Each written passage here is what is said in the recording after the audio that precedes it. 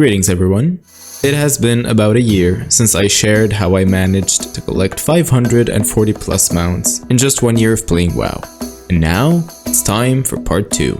Since then, I've added around 270 more mounts to my collection, bringing my total to roughly 810 mounts in 2 years of adventuring through Azeroth and beyond her.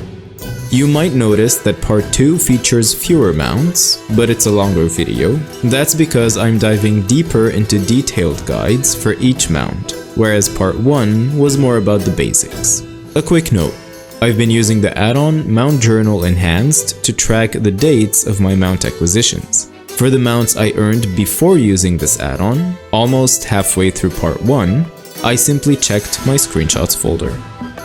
Part 1 felt like it had the mount achievements as goals, eventually reaching the big milestone of 500 mounts by the end of it, unlocking the otherworldly Auto Carrier. And just a little side note, it's a little bit disappointing that this mount still cannot skyride. Why? Just why?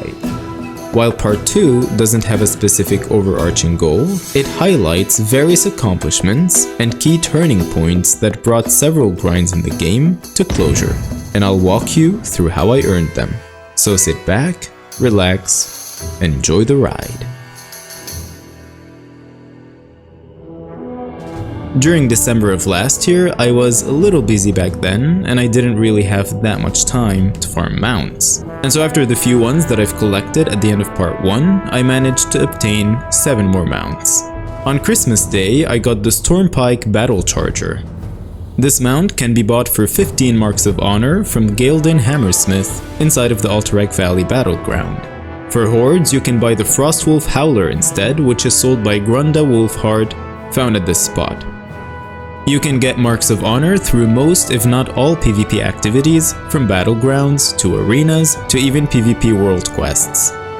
On top of this mount, with these marks you can buy several other ones if you pay a visit to the War Mount Quartermaster in your capital city, and of course buying one will automatically unlock its counterpart on the other faction.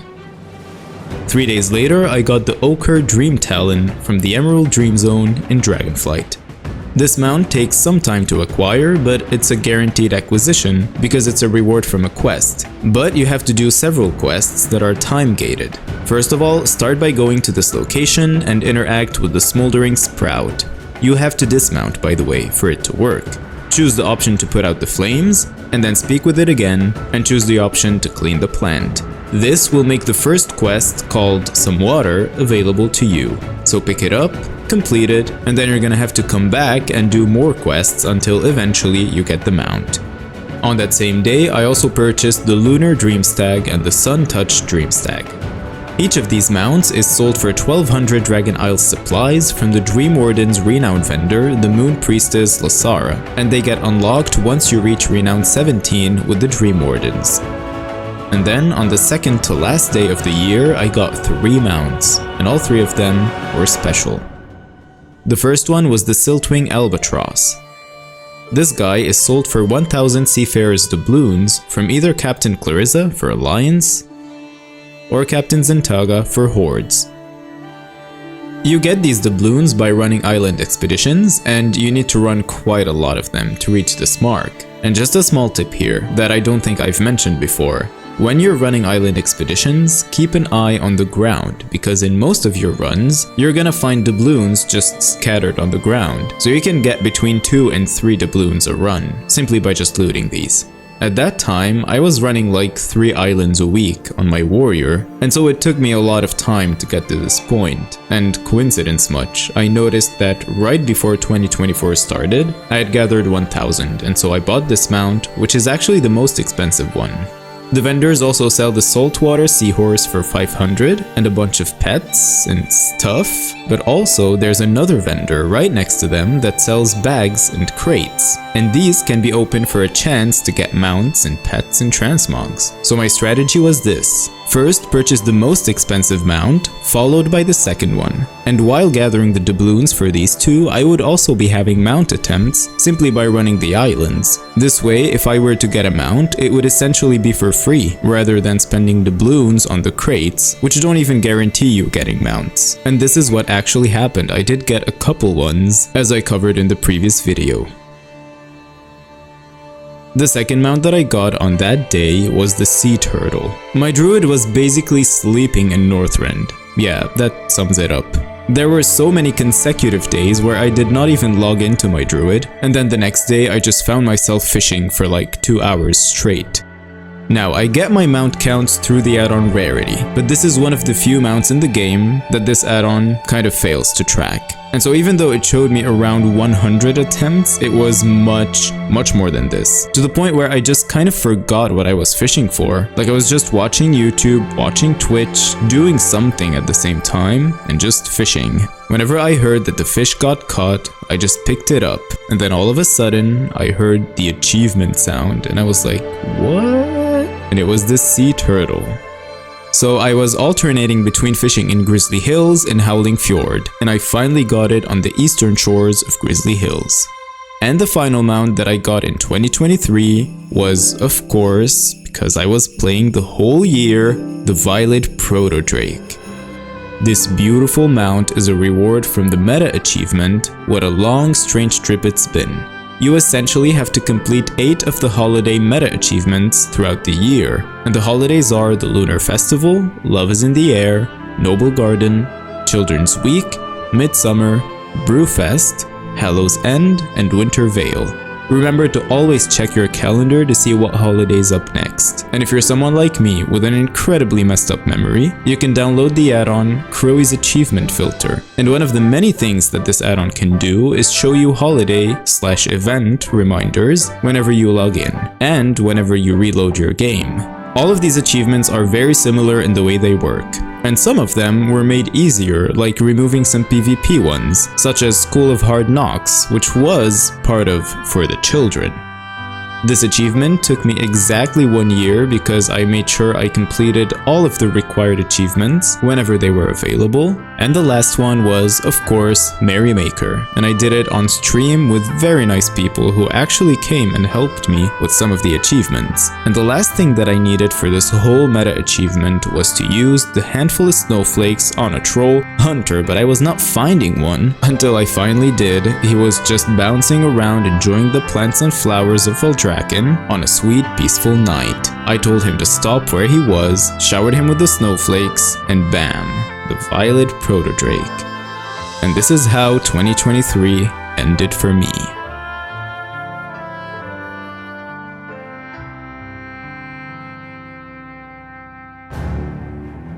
In January, I focused on rare drops outside of instances, working on collecting the remaining Venthyr mounts from Shadowlands on my Demon Hunter, while also engaging with the current content at the time, the 10.2 Dragonflight patch, Gardens of the Dream.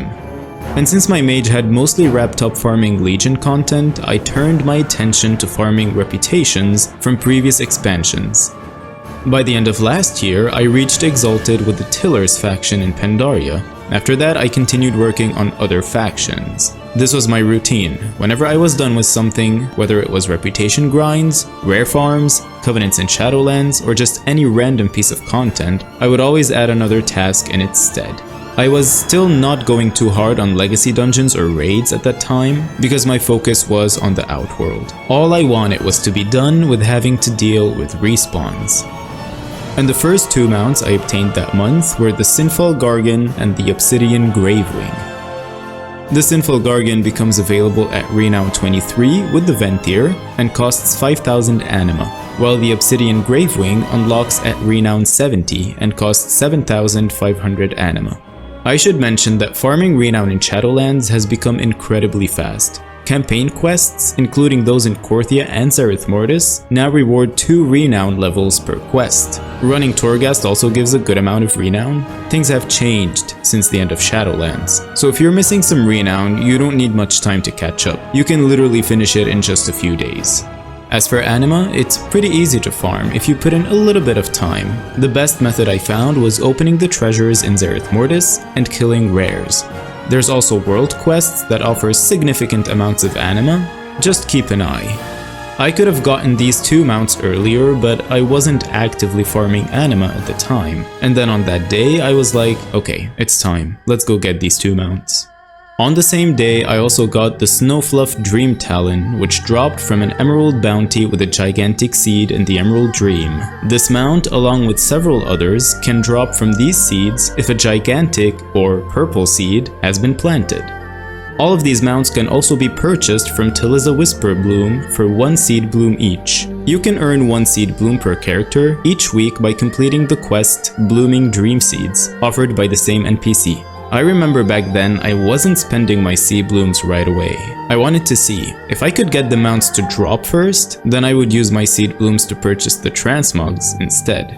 The second mount that I got was Talent from the Dream Infusion. This system is basically a God-given system. Just do stuff in the Emerald Dream and you have this bar called the Dream Infusion that will keep filling up, and whenever it reaches maximum you'll be able to buy 1 thing from this vendor, and then it goes back to 0 and starts filling up again. So yeah, if you keep doing stuff in the Emerald Dream, you're going to be able to get all of these mounts. Next up, I paid a visit to the trading post and there were 2 mounts. First, the armored golden Pterodax for 800 tenders, and the second one was the jeweled copper scarab for 800.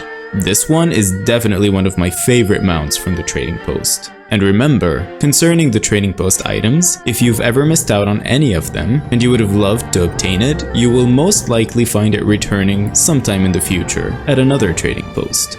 The following day, I reached Exalted with the Anglers and bought the Azure Water Strider. By that point, my mage had mostly wrapped up farming Legion content, so I shifted my focus to older expansions, specifically Pandaria. Little did I know, Remix was on the horizon. If I had known, I probably would have waited. To gain reputation with the Anglers, you need to do dailies in Cresserang Wilds at the Anglers Outpost. You can also do quests in the Dread Wastes at Soggy's Gamble. However, you will need to complete a few quests first in the zone to unlock this quest hub. And we're talking about January 2024. This was before warbands was a thing, so achievements were still mostly character bound. If you haven't seen the first part, I had a mage on an RP low pop realm where I was farming mounts that are usually challenging due to high competition, like rare spawns with long respawn timers. On that character, I managed to get all 3 dire horns from the Zandalari Warbringers in Pandaria.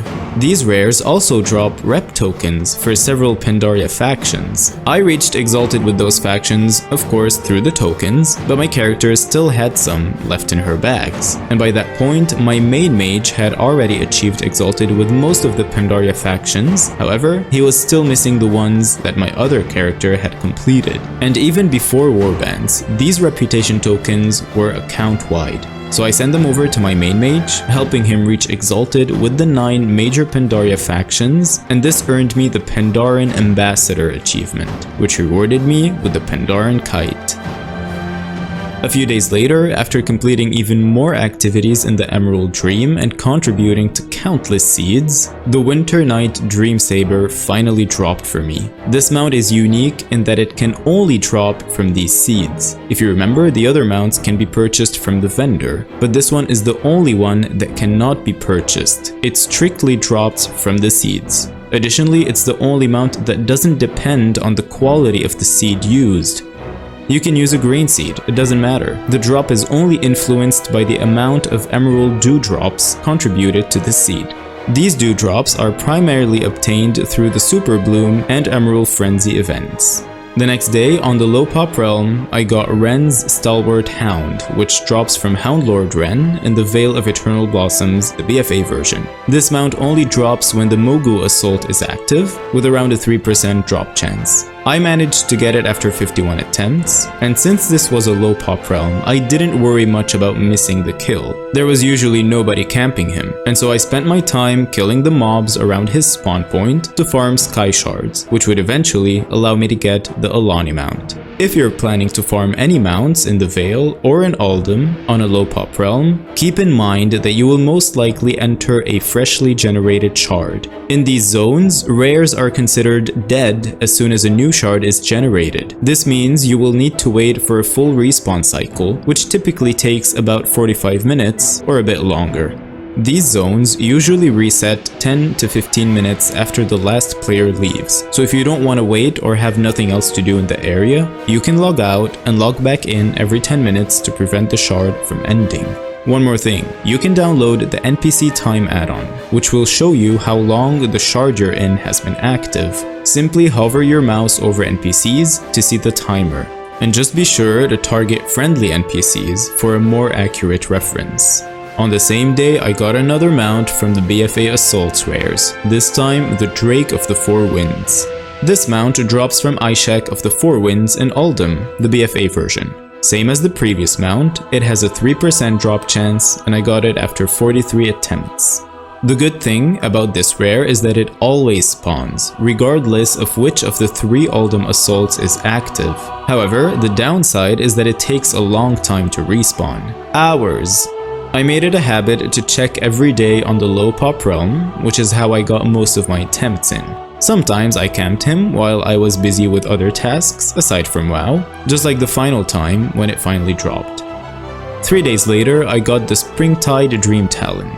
This was another drop from the gigantic seeds, and at that point, I only needed one more mount from these seeds.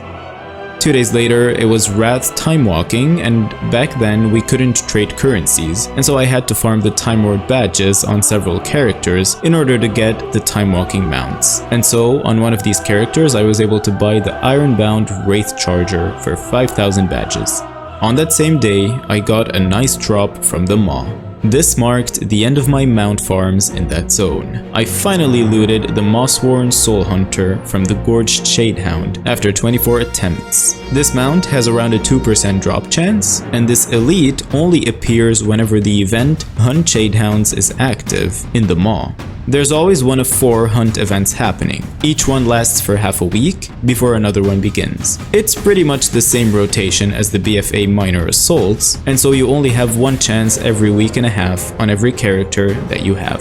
Previously in Shadowlands, you had to do a lot of questing in order to even have access to this zone, but they reduced the requirements by implementing many skips, as Shadowlands was a very tiring expansion and so not alt-friendly back then. But now it's much more accessible for your alts if you unlock the necessary steps on your main.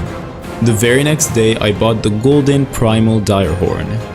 This mount can be bought after you reach Exalted with the Isle of Thunder factions in Pandaria. For Alliance, it's the Kirintor Offensive, and for Horde, it's the Sunreaver Onslaught.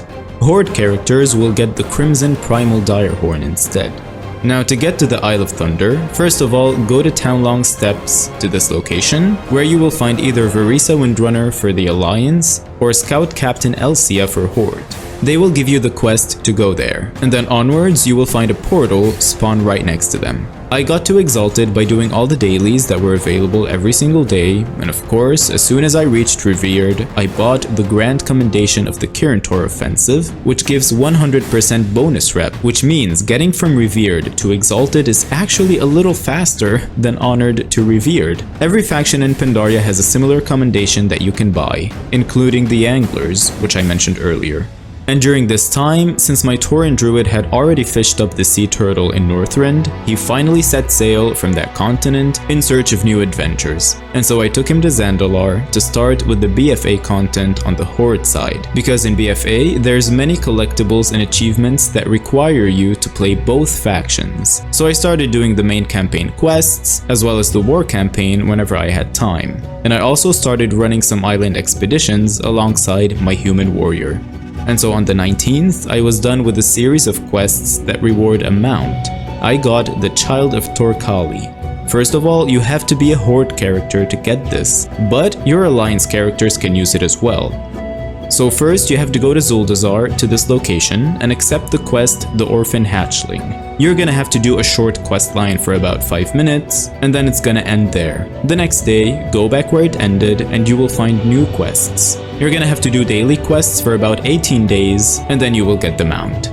2 days later, my druid got his first mount from the island expeditions. The surf jelly dropped at the end of a run after 79 attempts, which is probably the best thing that could ever happen to you, because you either want to hope to get a mount from the island expedition runs, or from the bags or crates that you buy with the currency that you get from the island expedition runs. And of course, the first option sounds much more desirable. As soon as I tried my new mount in the water, I bought one of the crates, which was the Jorindal Salvage. These are on a weekly rotation, and there's always 3 of them available on the vendor. And so after I bought it, I went to the mission table and used the treasure map that we get after completing the first 3 island expeditions every week. This is the reason why I was running 3 islands with both my warrior and druid. The map unlocks a mission, and these missions can reward transmog items, toys, and once in a blue moon, mounts. So this is another way to get extra attempts, and as you can see, the mission didn't reward me with a mount, but after I opened the crate, I got the Craghorn Chasm Leaper. My jaw literally dropped because first, 2 island expedition mounts in a row? And second, according to Wowhead and Rarity, this mount shouldn't even be included in this crate, so I was so not expecting it. I was definitely thrilled though to receive it, and so you can expect this mount to drop from the box that I opened, I guess, as well as from the Skittering Hollow, Crestfall, Dread Chain, and Snow Blossom Salvage. On that same day, I was of course doing activities in the Emerald Dream, and after planting seeds here, contributing to seeds there, I looted the Morning Flourish Dream Saber, which was the final mount that I needed from these seeds. Fast forward 10 days later, which was the very last day of January, I got Kuwalfen. This mount is very similar to the Child of Torkali in several ways. You first of all have to be a Horde character to get it, but your Alliance characters can use it as well. And by the way, it's kinda shady that Blizzard allows Alliance players to ride both these mounts, while Horde players cannot use the Honeyback Harvester. And you have to do a series of quests on a daily basis, but the difference is that first, you need some RNG. Second, you need more days than the first one. So, the first step of this whole process is to loot the Pteridax egg. This egg has a low chance to drop from all of the Pteridax creatures around Zandalar. You can find some of them in Nazmir, but mainly you will find them in Zuldazar. I found that the best spot is around 3812. You will find a lot of them, and if you kill them real quick, you will trigger a hyper respawn, and so they will keep respawning over and over until you find yourself standing in the middle of a pile of Pteridax corpses until you eventually loot the egg. Mine dropped after 1,866 attempts. It has around a 0.1% chance to drop, and once you get it, it will give you the quest A Child of Paku. So all you need to do is to go turn in the quest, and as I said, similar to Torkali, you're going to have to do a few quests, and then you're not going to have anything else to do. So you come back the next day, do whatever's available, keep going there every day, and then after 1 month of daily questing, you will get the mount.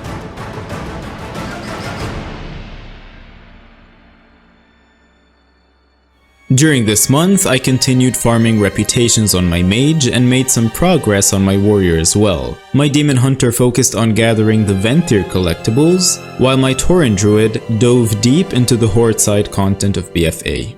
On the very first day of February, I acquired 2 mounts, both from the trading post. The first one was the X-53 touring rocket, which cost only 100 tenders. This mount was originally a recruit a friend reward back in Wrath.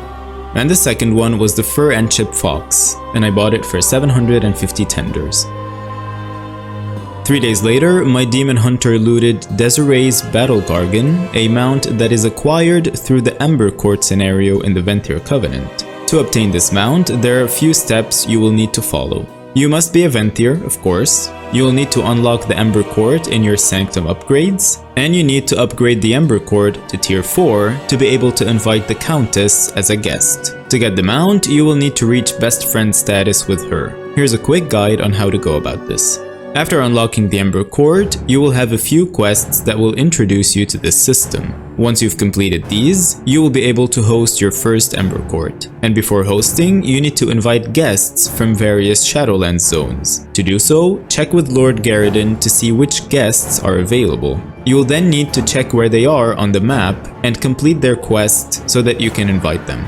If Lord Garridan doesn't show you the Countess, just keep clicking the fourth panel on the right side until she appears. You'll need to spend a small amount of infused ruby to revoke invitations, but this is necessary to get the Countess. Once you've completed her quest, you can invite her to your Ember Court. And while there's other guests you can invite for specific rewards, you can focus exclusively on the Countess if your goal is just the mount. Inside the Ember Court, each guest prefers certain atmospheres, and you can improve these by participating in various activities. The Countess always prefers decadent, relaxing, and formal atmospheres. Be sure to select activities that improve these traits to increase your reputation with her before the timer runs out. You'll need to run 8 Ember Court scenarios with the Countess satisfied in order to reach best friend status with her. After that, at the end of the next Ember Court scenario, the mount will be waiting for you in the Countess's chest. Now you can run the Ember Court daily, meaning it will take you around 9 days to get the mount on average. At first, this process might feel overwhelming, but it's perfectly normal. Everyone who has the mount has gone through the phase of, well, what the hell is happening here, before suddenly everything starts to click into place. A few days later, I bought the Spectral Steed, or the Spectral Wolf, depending on the faction. This mount costs 165 Tolbarad commendations, and this currency is related to the 2 factions of Tolbarad, Baradin's Wardens for Alliance and Hellscream's Reach for Horde. All you need to do is take the Tolbarad portal from your capital city and just do the dailies. It's gonna take you many days. I was actually doing these dailies twice a day, once on my mage and another time on my warrior, because there's another mount that you can get. And so 2 days later on my warrior I bought the Drake of the West Wind, which costs 200 commendations. Now both of these mounts require you to be exalted with your faction in order to purchase them, but as you complete the dailies you will reach exalted long before you can actually afford any of them, so you don't need to worry about the reputation.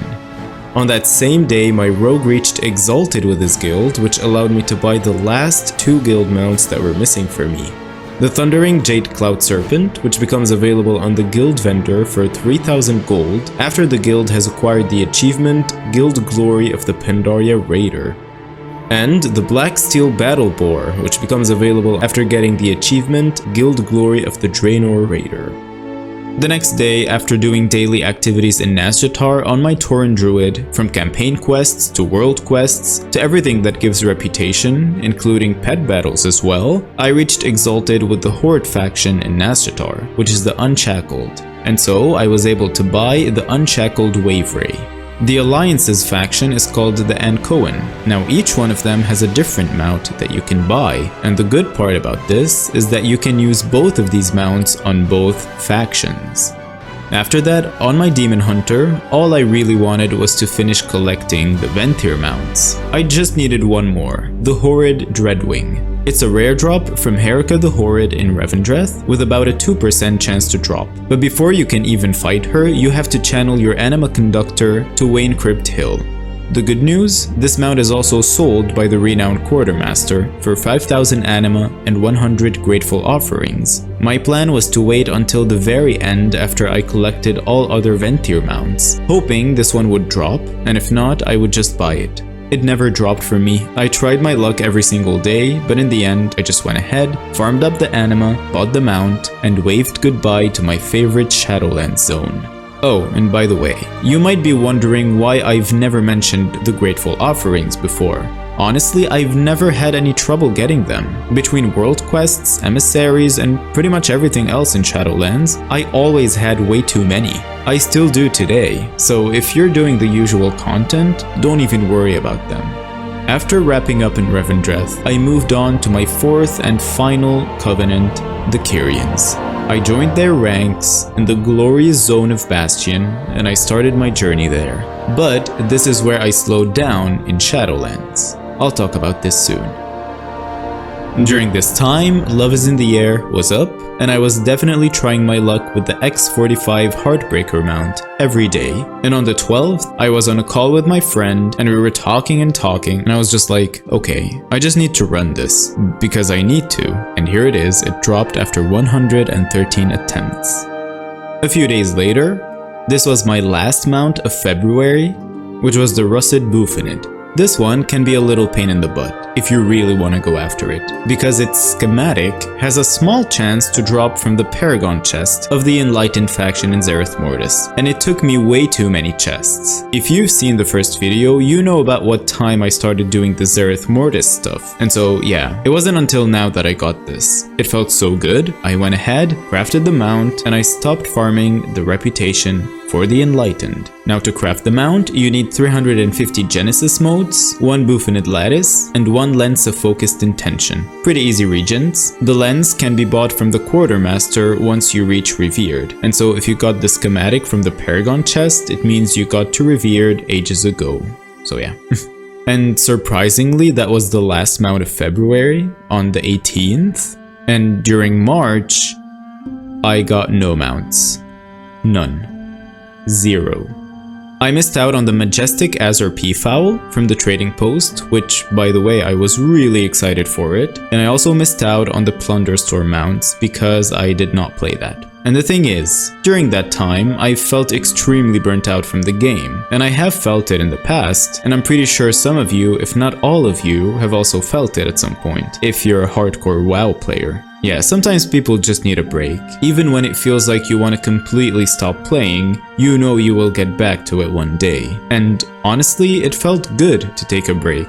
I didn't open the game at all, I enjoyed the sunlight, and the moment I knew I was coming back to WoW, I was on my PC, and my little nephew was sitting next to me playing WoW on my laptop. He made a new torrent and he was just running around in Mulgore, and the music was hitting. And so I just looked at the screen and I stared at it, and I couldn't keep my eyes away. It's like this nostalgic feeling hit me even though it's only been 2 months since I stopped playing. And this was the moment I knew that I just want to log in. I just want to get in the game and observe. I did that, and it felt good for a few minutes, and then I exited. I didn't log in for like an entire week, and this is where I started coming back to the game, little by little, until I found my passion again, and went back to playing on a regular basis. And so on the 2nd of April, I logged in and I bought the Dreadwake from the trading post for 800 tenders, and then on the 14th, I received the Rocket Shredder 9001, which was a reward from Recruit a Friend. At the beginning of May, I was a little lost because I didn't really know what to do. I kind of forgot where I left off and like what reputations I was farming and everything, so I decided to just chill and farm some rares. And the first mount that I got in May was the Amber Skitterfly from the trading post for 600 tenders. And then on the 19th, I got my first rare drop since I stopped playing. I looted the Waste Marauder from Rod Feaster. It dropped after 63 attempts, and this mount has a 3% drop chance. Rod Feaster spawns in the BFA version of Uldum only during the Amethid Advance Assault. At that point, I was done with the rare drops from Uldum. And this is where I started playing Pandaria Remix. This was the content that actually brought me back to the game. It was so fun, and I was going slow. I was reading everything, trying out all of the abilities that we were getting, and it was genuinely fun. And of course, I collected all of the new 32 mounts that were added, the August Phoenix for reaching level 20, the Astral Emperor's Serpent for completing the achievement, Veil of Eternal Blossoms, and all of the new 30 recolors. Of course, I collected those progressively. And concerning the original Pandaria rare mounts, I had already collected the 3 Dire Horns from the Zandalari Warbringers in 2023, and I was still missing all of the other ones. I wanted to get them myself, because, I'm gonna be honest with you, I was not okay with them being on the vendor. Even though I did not have a single mount from these, but still, I felt like they shouldn't have went to the vendor. It's just a personal opinion, and this was the moment where I was like, I need to start farming them. I was of course leveling so many characters in Remix because it was fast, it was fun, and it was giving me a lot of bronze, and this is how I got the mounts, just by completing the zone achievements over and over. And on the other side of the world, in Dragonflight, I was starting to get my attempts on all of the Pandaria world bosses, and the raids as well, on as many characters as I could. I wanted to get them before Remix ended. I was even setting up timers for them, and it was so messy because I had many timers going on at the same time. Like, I'm not even joking when I say that Pandaria Remix literally just grabbed me by the throat and was like, you have to come back to this game. Now I have to say I broke my word with only one mount, which is Ji-kun. I actually bought it with bronze from the vendor because I knew that it was gonna be too much for me to run the Throne of Thunder up until that boss because it takes a lot of time. And so that was the only mount that I bought aside from the new ones. And then at the end of May, I got 2 birds. Coincidence much? On the 25th, I got the Void Talon. So this mount is pretty easy to understand how to get it. There's no real steps in this process, but it takes a lot of time, or might take a lot of time. All you need to do is to go to Draenor and just look for a portal. That's all. When you find the portal, you click on it, you go in, and you get the mount. But the hard part about this is to find a portal. Now there's actually a small trick for this mount. These portals have specific spawn points. This is the good part about it. You don't need to look in every single corner of Draenor, so you can just look up their locations and just check them out. They have an incredibly long respawn time, but each zone has its own portal, and so it is possible to find more than one on the entirety of Draenor. And this is the reason why camping them is actually a good strategy. If you look at the spawn points in Shadowmoon Valley, for example, you will notice they're all pretty close to each other, and so you can stay in that area and keep checking. I personally never camped them. I was always making a turn around Draenor, and the thing that makes this hunt easier than you would think is that you can actually get it on a trial character. And so I was making several trial characters on different realms, from Spanish to French to German. I was everywhere. And every day I made a fast turn around Draenor with each of them. And finally, on the 25th, I found a portal, of course on a trial character, and the mount was mine. Also, during that time, my warlock was pretty much living inside of the Firelands raid. I was making 2 full clears every week, one on normal, the other on heroic, because I was farming for the Tarecgosa mount. And so I was getting 2 attempts on both the Flame Talon of Elisrazur and the Pureblood Firehawk. And on the 26th of May, just 1 day after earning the Void Talon, the Flame Talon of Elisrazur dropped. Rarity doesn't track this mount, and so it shows that I got it on my first attempt, even though it probably took me around 100. Because I used to run Firelands on and off over the course of the past 2 years. And again, even though I was farming for the Tarecgosa mount and hoping to get the rare drops, I was definitely planning to spam Firelands after getting Tarecgosa, because my whole life I played WoW on private servers, and on the last server that I played, which was for like 4 years in a row, I've always had these 2 mounts in my journal. And so getting them on retail, the real game, was a must for me. And I couldn't have been any happier for getting the first one on that day. During this month, I was pretty much doing the same stuff as before, but new doors started opening up. Since I missed a couple of patches in Dragonflight, I realized I missed out on the Azerothian Archives event. I also found out that they added a meta achievement for Dragonflight, and which probably had the best reward ever. I mean, rewards? When I first noticed this achievement, I only thought that there was Tyven. I had no clue about the other mounts, and then when I found out about them, I lost my mind. And so this is where I had new missions every day working on these achievements. I already had so much done, but I had so much more to do as well.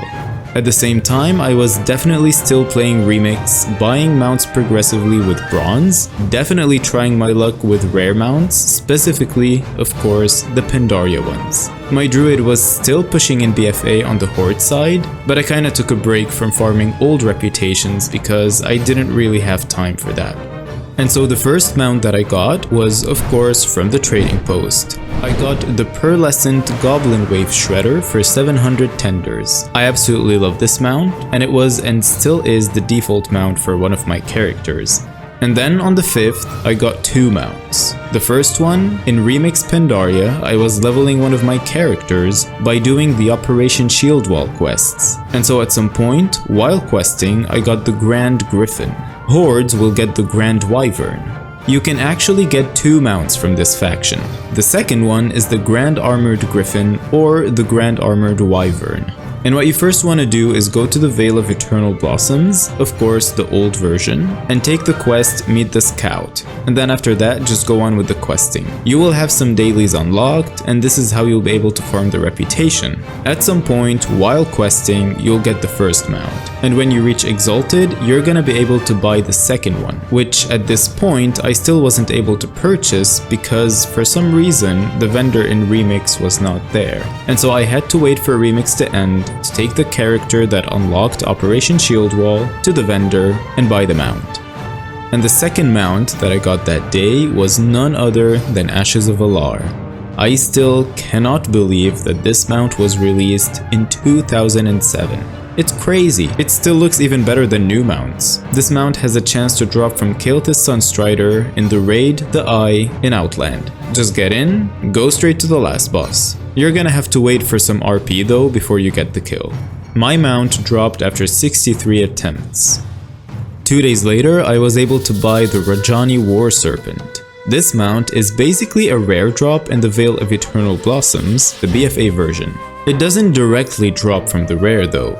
You're first gonna have to kill Rayloon, which, just like Houndlord Ren, he only spawns during the Mogu Assault, and same story, he takes around 45 minutes to spawn. If you do it on an RP realm, it's easier for you, and so exactly just like the other one, I was getting most of my attempts following this method. So this rare has a 2% chance to drop the pristine Cloud Serpent scale. Whenever you get this, you just go to the vendor right here and you just buy your mount.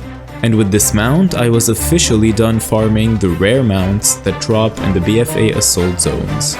The next day, my druid was thriving in BFA. I finished the achievement 2 sides to every tale. This achievement requires you to complete 4 achievements, which are A United Nation, Zandalar Forever, Tides of Vengeance, the Alliance side, and Tides of Vengeance, the Horde side. And so you basically have to complete the storylines on both the Alliance and the Horde sides. You also have to complete the war campaign on both of them as well. And so whenever you do all of that, you will get the achievement and you will be rewarded with 2 mounts, the Ironclad Frostclaw and the Bloodflank Charger.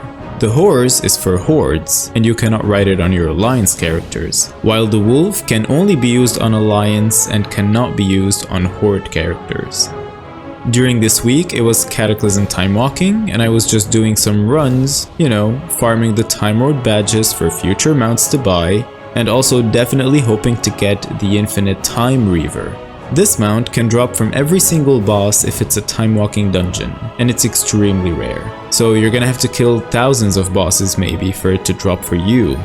And I remember whenever I killed a boss, I just held my breath and I looted. And on that day, I joined a time walking dungeon with my mage, and it was the Vortex Pinnacle. And when we got to the boss Alteris, we killed him and I got a mount. But I actually got the Drake of the Northwind. This was supposed to be a dungeon that I was gonna farm, but it just dropped all of a sudden in a time walking dungeon. And I only had 12 attempts on it. Now if you want to farm this mount, it actually drops on normal mode as well, not just on heroic. And here I want to take a moment and share something with you.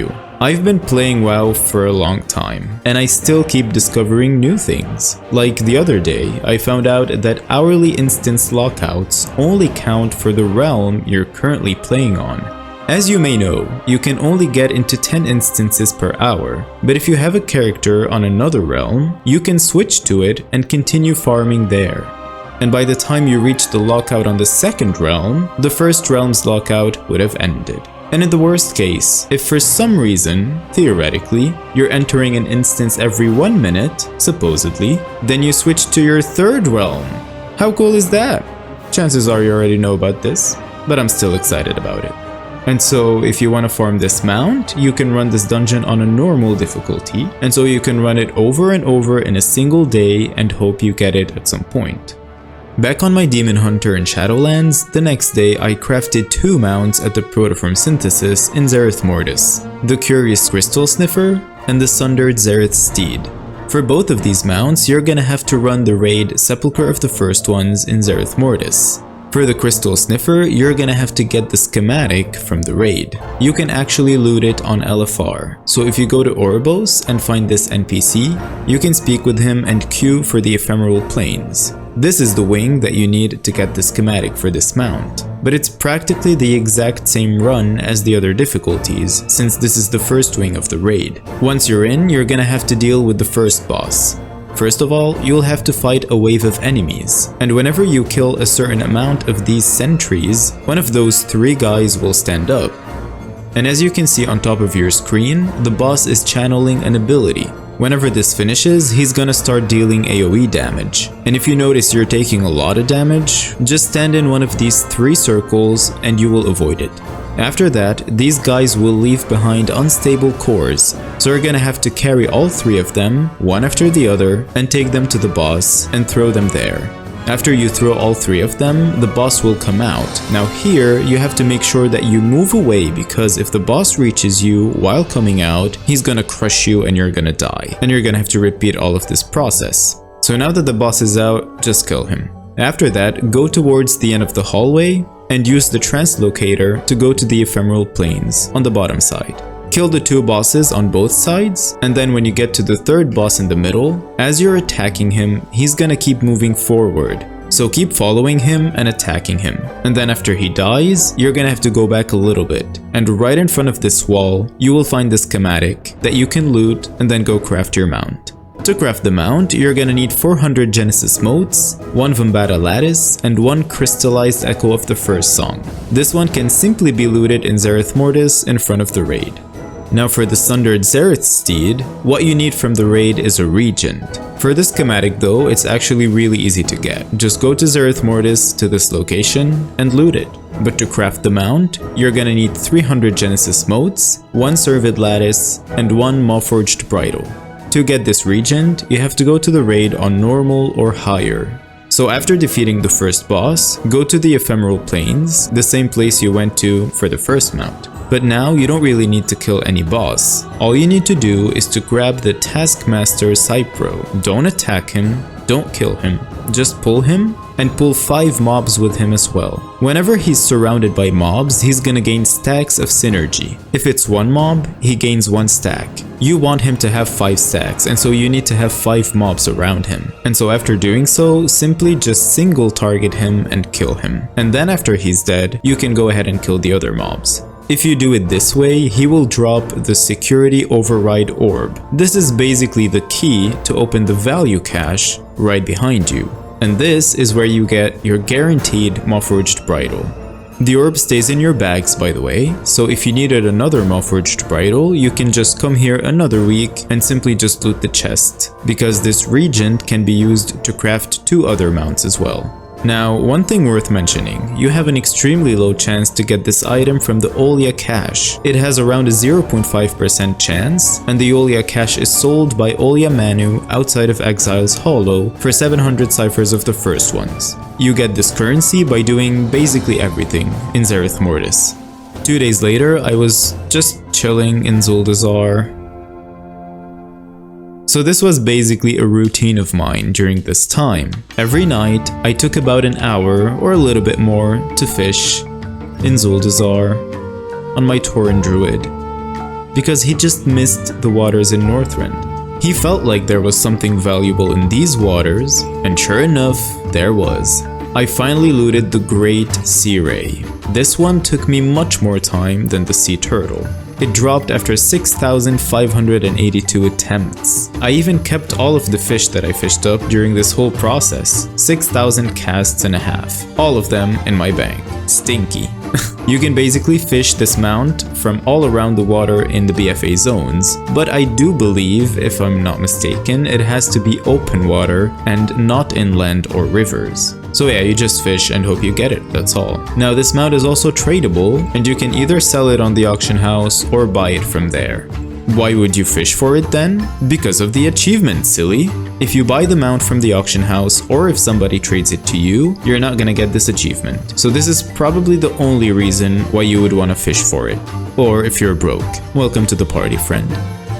3 days later, after 4 weeks of joining the Azerothian Archives event, I had gathered enough mysterious fragments to buy the Explorer's Stonehide Pack Beast. Back then, I was also trying to get the mount that drops from the boss at the end of the event. And on that same day, just 4 hours later, I killed him and he did drop the Clay Scale Hornstrider. This one is pretty easy to get because first of all, you can farm it for as many times as you want in one day. It's not daily locked. And second of all, it doesn't only drop from the boss, but it also has a chance to drop from the tomes that you receive progressively throughout the event. And so you basically have several tries whenever you join it.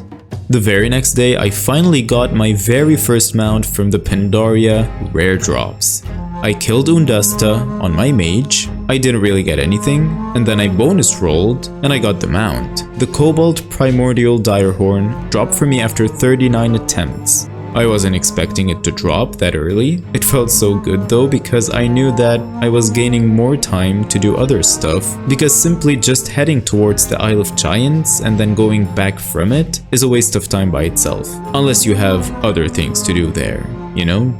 On that same day, I got another mount from the Protoform Synthesis, the Darkened Vambata. This was another mount that I had already gotten the schematic ages ago, but I only needed the Mawforged Bridle to craft it. And so after I got the first one, I waited for the weekly reset, I went back and looted the chest and got another one. Now to get the schematic, you just go to this location and you loot it from inside of this cage.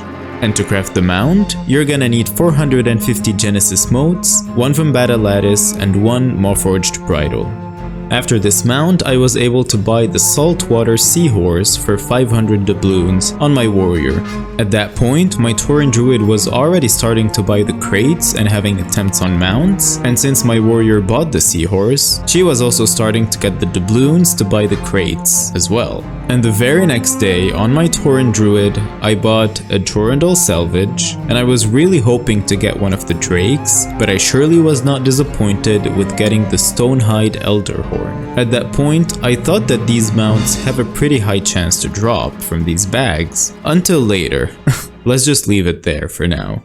And then 5 days passed and I didn't get a single mount because I was doing something that I knew it was gonna be rewarding, but I did not know how long it was gonna take.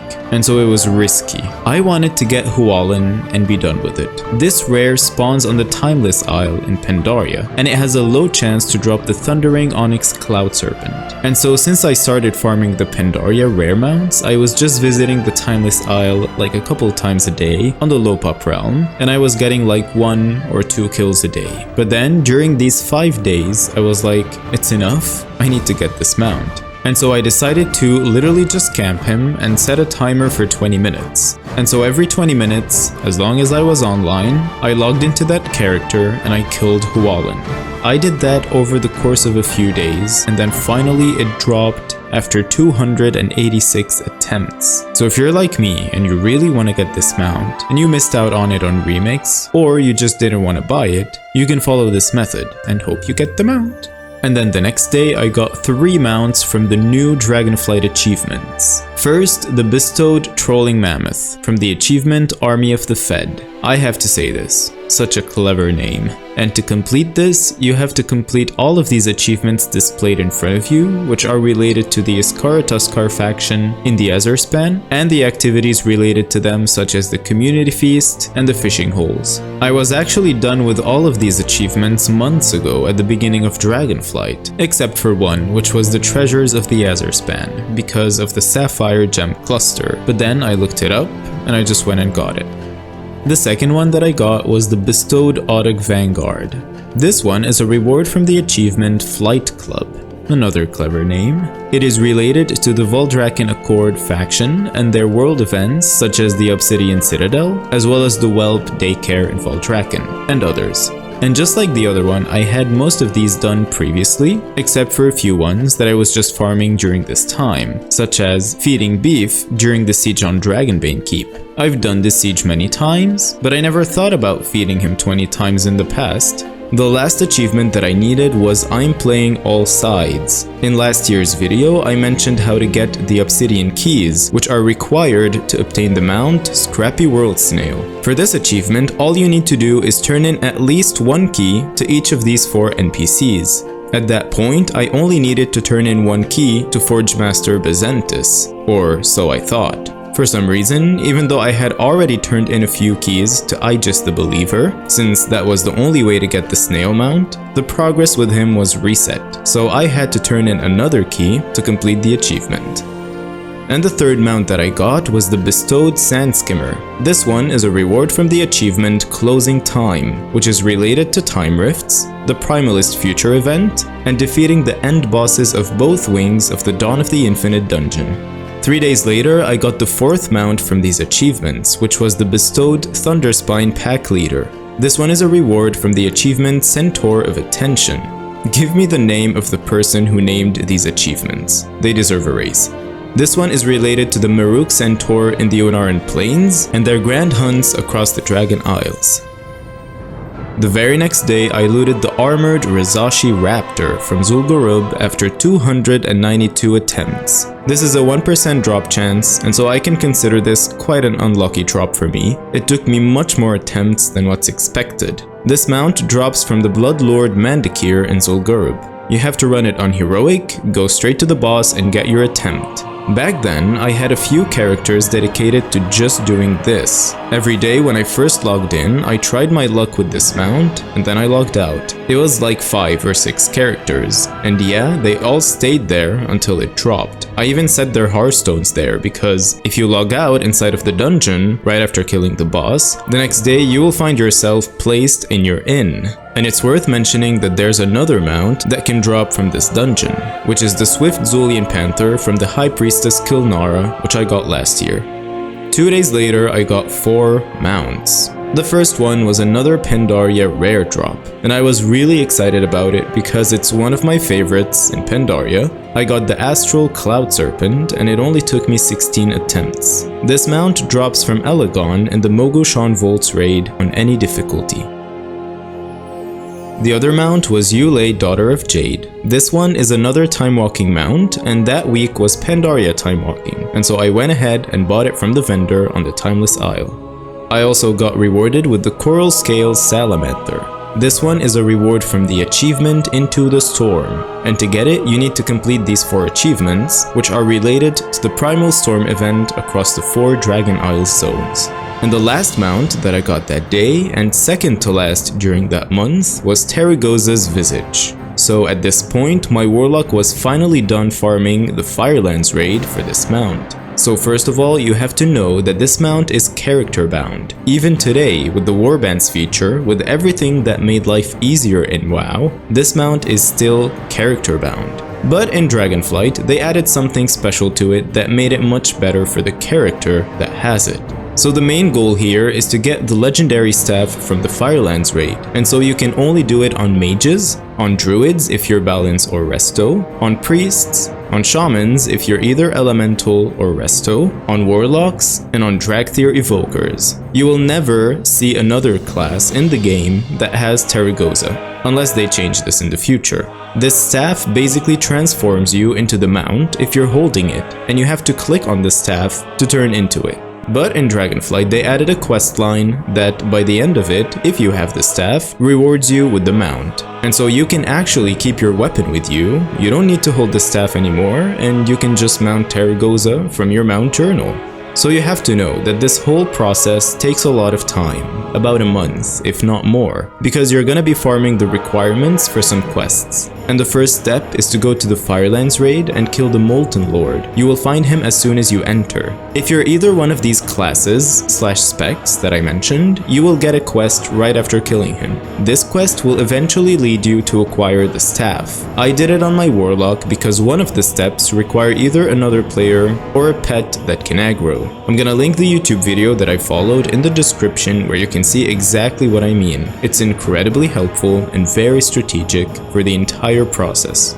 So if you've ever seen blue dragons flying around your capital city and wondered why, now you know. It's really cool to see your image mounting Tarecgosa above your capital city, and which everyone around you is able to witness. So once you have the staff, if you complete the Blue Dragonflight questline in the Azure Span, by the end of it you will unlock the mount. But again, you cannot use it on other characters unless they have the staff as well. And the final mount that I earned in June was the Spawn of Horadon from the Throne of Thunder raid. It's the 4th of the 9 Pandaria mounts I had been missing, dropping after just 21 attempts. Since I had already purchased Chikun, as I mentioned earlier, this marked my last visit to the raid. However, I continued taking characters to the Isle of Thunder on a daily basis to farm the Thundering Cobalt Cloud Serpent, which drops from the world boss, Nalak.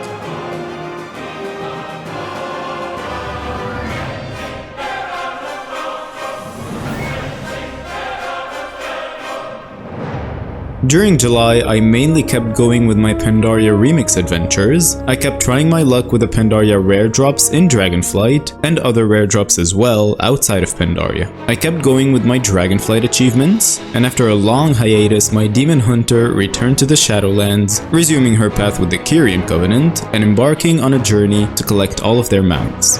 And the first mount that month was the Underlight Corrupted Behemoth. I bought it from the trading post for 800 tenders. It looks incredible, but my only wish for it and for other flying/swimming mounts is that they grant a swimming speed boost while skyriding is enabled. Currently this isn't the case. The only way to experience the thrill of your mount diving into the water as it pulls you beneath the waves is to disable skyriding. Yeah, as you've already gathered, I would absolutely love to see water diving added to the game. Here's hoping we get it after the ground mounts. The second mount that I got on that day was the Jigglesworth Senior. This was initially awarded for completing all 3 Shadowlands raids while they were faded. But in Season 4 of Dragonflight, it reappeared on one of the bullion vendors for 3 bullions. So I got enough bullions to buy this mount and other transmogs as well through joining LFR.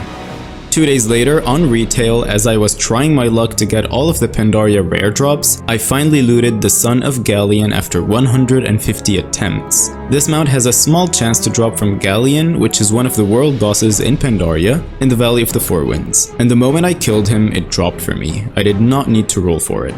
A couple days later, after I finished my 3 weekly island expedition runs on my Tauren, I finished the 3rd one and I had enough doubloons to buy a crate. And so I bought the Havenswood Salvage, and from it dropped the Risen Mare.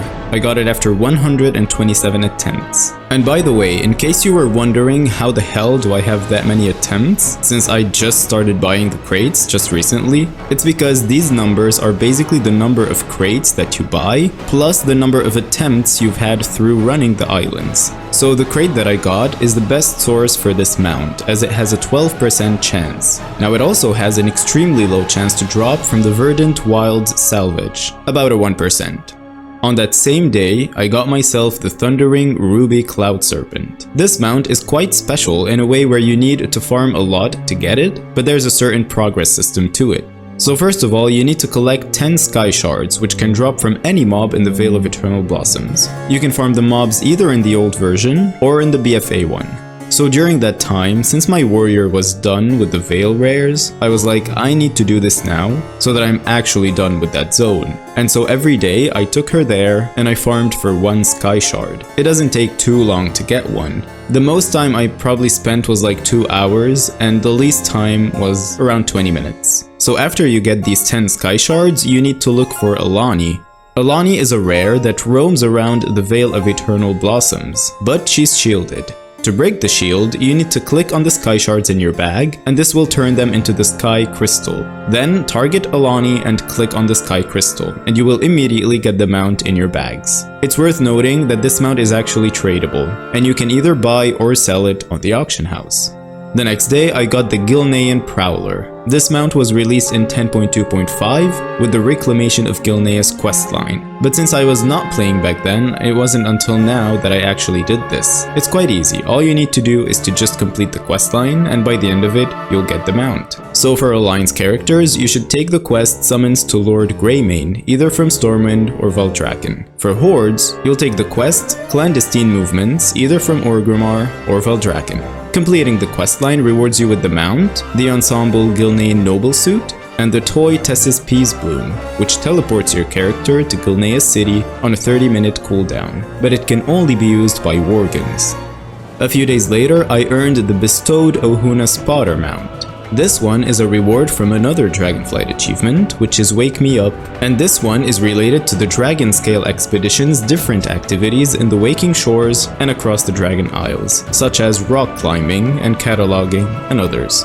And the last thing that I needed to complete it was a legendary album, which requires you to take photographs of legendary characters while on the world quests cataloging wildlife. And as soon as I snapped that shot, I got the mount, and at the same time I finished another achievement, which was across the Isles, rewarding me with the Storm-Touched Bruffalin.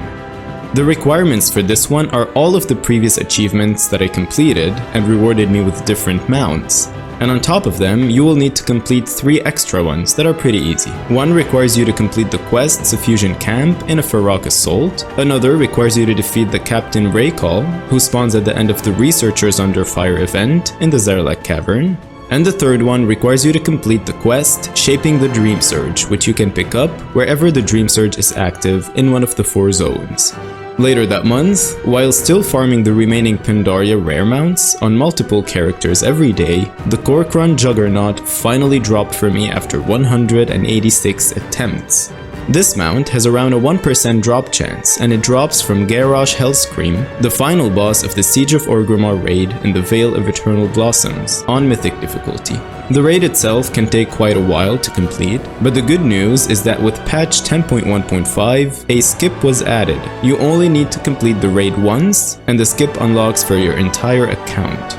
So after doing so, when you enter the raid, you will find a scroll on the wall. Interacting with it will teleport you directly to Garrosh. And by the way, one thing that's very important and I totally forgot to mention, during Remix Pandaria, the Pandaria rare mounts were eligible to be looted every single day instead of being weekly, in Dragonflight. And so I was trying my luck for these every day. This is how I got all these attempts in just a couple months. I'm not really sure if this changed after Remix ended, but I wouldn't be surprised because it was on theme. That month, I was going crazy with the rare drops and all the timers that I was putting. I don't think I would be able to do it now, honestly, because all my energy got drained. That night, I was waiting for Karokta to spawn in the Zaralek Cavern, and I killed her, and I finally looted the Cobalt Shalewing after 126 attempts. This was all I was doing that month. Every day when I first logged in, I opened my Dragon Isles map, and I checked everything that was available for me to have progress for the new Dragonflight achievements, which on a daily basis barely took any time. And then after that, all I did until I went to sleep was kill rares. And I was killing Karokta on as many characters as I could, and back then it was really hard because of the phasing. Since it was still Dragonflight, too many players were still funneling into the Zaralek Cavern, which meant too many shards kept getting generated all the time. And this messed me up, because on average, Karokta takes 45 minutes to spawn. So just imagine with me, waiting for 40 minutes, and then you notice that you are in a new shard. Totally new shard. But anyway, the basic details of this mount, if you want to get it, the Zaralek Cavern is split into several zones. And every day, one of these zones is inactive, which means the rares in that zone will not spawn. There's actually a spreadsheet that you can check every day to make sure if Karokta is gonna spawn or not. If you visit Karokta's page on Wowhead, you can find the spreadsheet linked in the first comment. Also keep in mind, you're eligible to loot Karokta once per cycle on every character. And now you don't even need to worry about phasing anymore. Now that Dragonflight ended, you're not gonna face these issues anymore. And so you can go wait for her a bit and she will spawn for you. And 3 days later, on the 15th of July, at last I was done with the Dragonflight achievements. The final thing that was left for me to do was the Feroc fight. Of course, you definitely guessed it by now, I don't do raiding. If I did raiding, I wouldn't have time to farm all of these mounts, because raiding takes time, and if I ever felt like raiding, I would just join LFR. But anyway, I joined the fight, we killed Feroc, and I finished my last achievement, which was Emerdrasil, the Dream's Hope, and which gave me the achievement A World Awoken, awarding me with Tyven.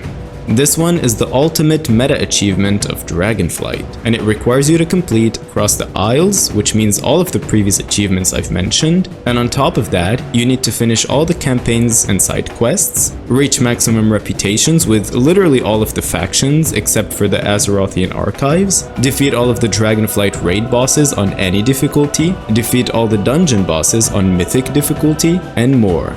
If you've played Dragonflight, you likely have a lot of progress on this already, but if you haven't played it yet, take your time and enjoy every step because everything about Dragonflight was really nice and enjoyable. Now that I was done with all of the Dragonflight stuff, I started doing more. 4 days later, I got myself the Cenarian War Hippogriff. This mount is so easy to get, you just need to farm the Cenarian Expedition reputation in Outland, specifically in Zangarmarsh. You can do quests, but this is gonna take time. Just go to the dungeons and run them over and over again. It's not gonna take you too long, you can actually do it in one day if you really wanted to. I did it over 4 days, and when you finally get exalted, you can buy this mount. On that same day, it was WoD Time Walking, and so I knew that there were 2 mounts for me to collect. But one of them is only for Hordes, the other one is only for Alliance. And so I took my Demon Hunter to Stormshield, and I bought the Beast Lord's Iron Tusk for 5,000 badges. And then I took my Tauren Druid to Warspear, and I bought the Beast Lord's Warwolf. Many days passed here and I didn't get any mount because I was focusing on finishing Keystone Master on my Paladin. So I finished it, that was Keystone Master Season 4 of Dragonflight, and I got the Infinite Armoredon. I just remembered in the first part I got the Season 2 Keystone Master, and I described why I missed out on the first one. It was because when I first started playing, I was so not focusing on endgame. But I also mentioned that I was gonna try as much as I could not to miss out on any of the future Keystone Masters. But since I stopped playing during Season 3, I did miss out on that one. But anyway, Keystone Master is always the same. You have to get 2000 plus rating on Mythic Dungeons. Now this Armoredon is really cool, but my favorite one is still the Season 2. And this is where my Demon Hunter actually started doing more progress in the Kyrian Covenant. I had already reached maximum renown with the Kyrians, but I was not farming anima at all during that time. And so the next day, I went to Zereth Mortis and I farmed a lot, and I was able to buy 2 mounts. The Phalanx of Purity, which becomes available at Renown 23, and it costs 5,000 anima, and the Ascendance Aquilon. This one becomes available at Renown 70, and it costs 7,500 anima. On that same day, I got 2 more mounts. The Phalanx of Courage. This one is a simple quest reward for completing the 3rd chapter in the Kyrian campaign. And the Eternal Phalanx of Courage, which is also a quest reward for completing the 6th chapter in the Kyrian campaign. During that time, one of the rare mounts that I was trying so hard to get was the Liberated Slyvern, and it finally dropped after 287 attempts. It drops from the rare Breezebiter in the Azerspan. Well, this NPC is actually an elite. What this means is that you can have several chances for this mount in a single day. So Breezebiter spawns right in front of this cave in the Azerspan at this spot. He walks a little bit and then he flies in a circle around the Big Dig zone. And so I remember earlier in the expansion, I used to just go and camp him with other people and do something on the side. And then when I heard him spawn, I just killed him and that's it. But whenever they released the Big Dig content, this is where the Azerspan went crazy with the sharding. And I never even noticed until I was like, why have I been waiting for him for 2 hours and I still haven't gotten a single kill? Something's wrong. And then I realized that the Big Dig zone, along with the other events in the Azerspan, are causing the whole zone to go into crazy sharding. And so I noticed whenever the Big Dig was about to start, a new shard was generated, which meant that Breezebiter had already spawned just 1 minute ago. And so what I would do is just fly to the Big Dig and find him flying there. And this is how in the last few days before I actually got it, I was able to get many kills. But this was an extremely unlucky drop for me because this mount has around a 2% drop chance. And so having 287 attempts is way too much. But you have to remember, if you want to go after this mount now, the Azerspan barely goes into sharding, same as the Zaralek Cavern. And so all you need to do is just go and camp him in front of the cave. And the final mount that I got in July was the Phalanx of Humility.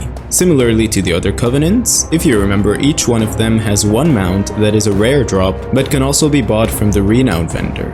This one is pretty much the same case, but instead of being a rare drop from an NPC that you kill, you can actually loot it from a chest. But of course, I was trying my luck with the chest, and I had in mind, just like other covenants, if it never dropped for me and I was done with the other Kyrian mounts, I would just finally buy it after everything else. But I was pretty lucky with this one, and it dropped for me only after 4 attempts. So this is the location of the chest, and before you open it, you have to channel your anima conductor to the Temple of Purity to make the chest available for looting. Then you have to find the Penitence of Purity. You just click it, and then you're gonna have these blue moving pattern things on the ground. You have to avoid stepping on them while going to the chest because they will prevent you from doing so. But of course, demon hunters have hacks for almost everything in the game, and so if you just double jump, you will avoid them so easily. And getting this mount marked the end of July.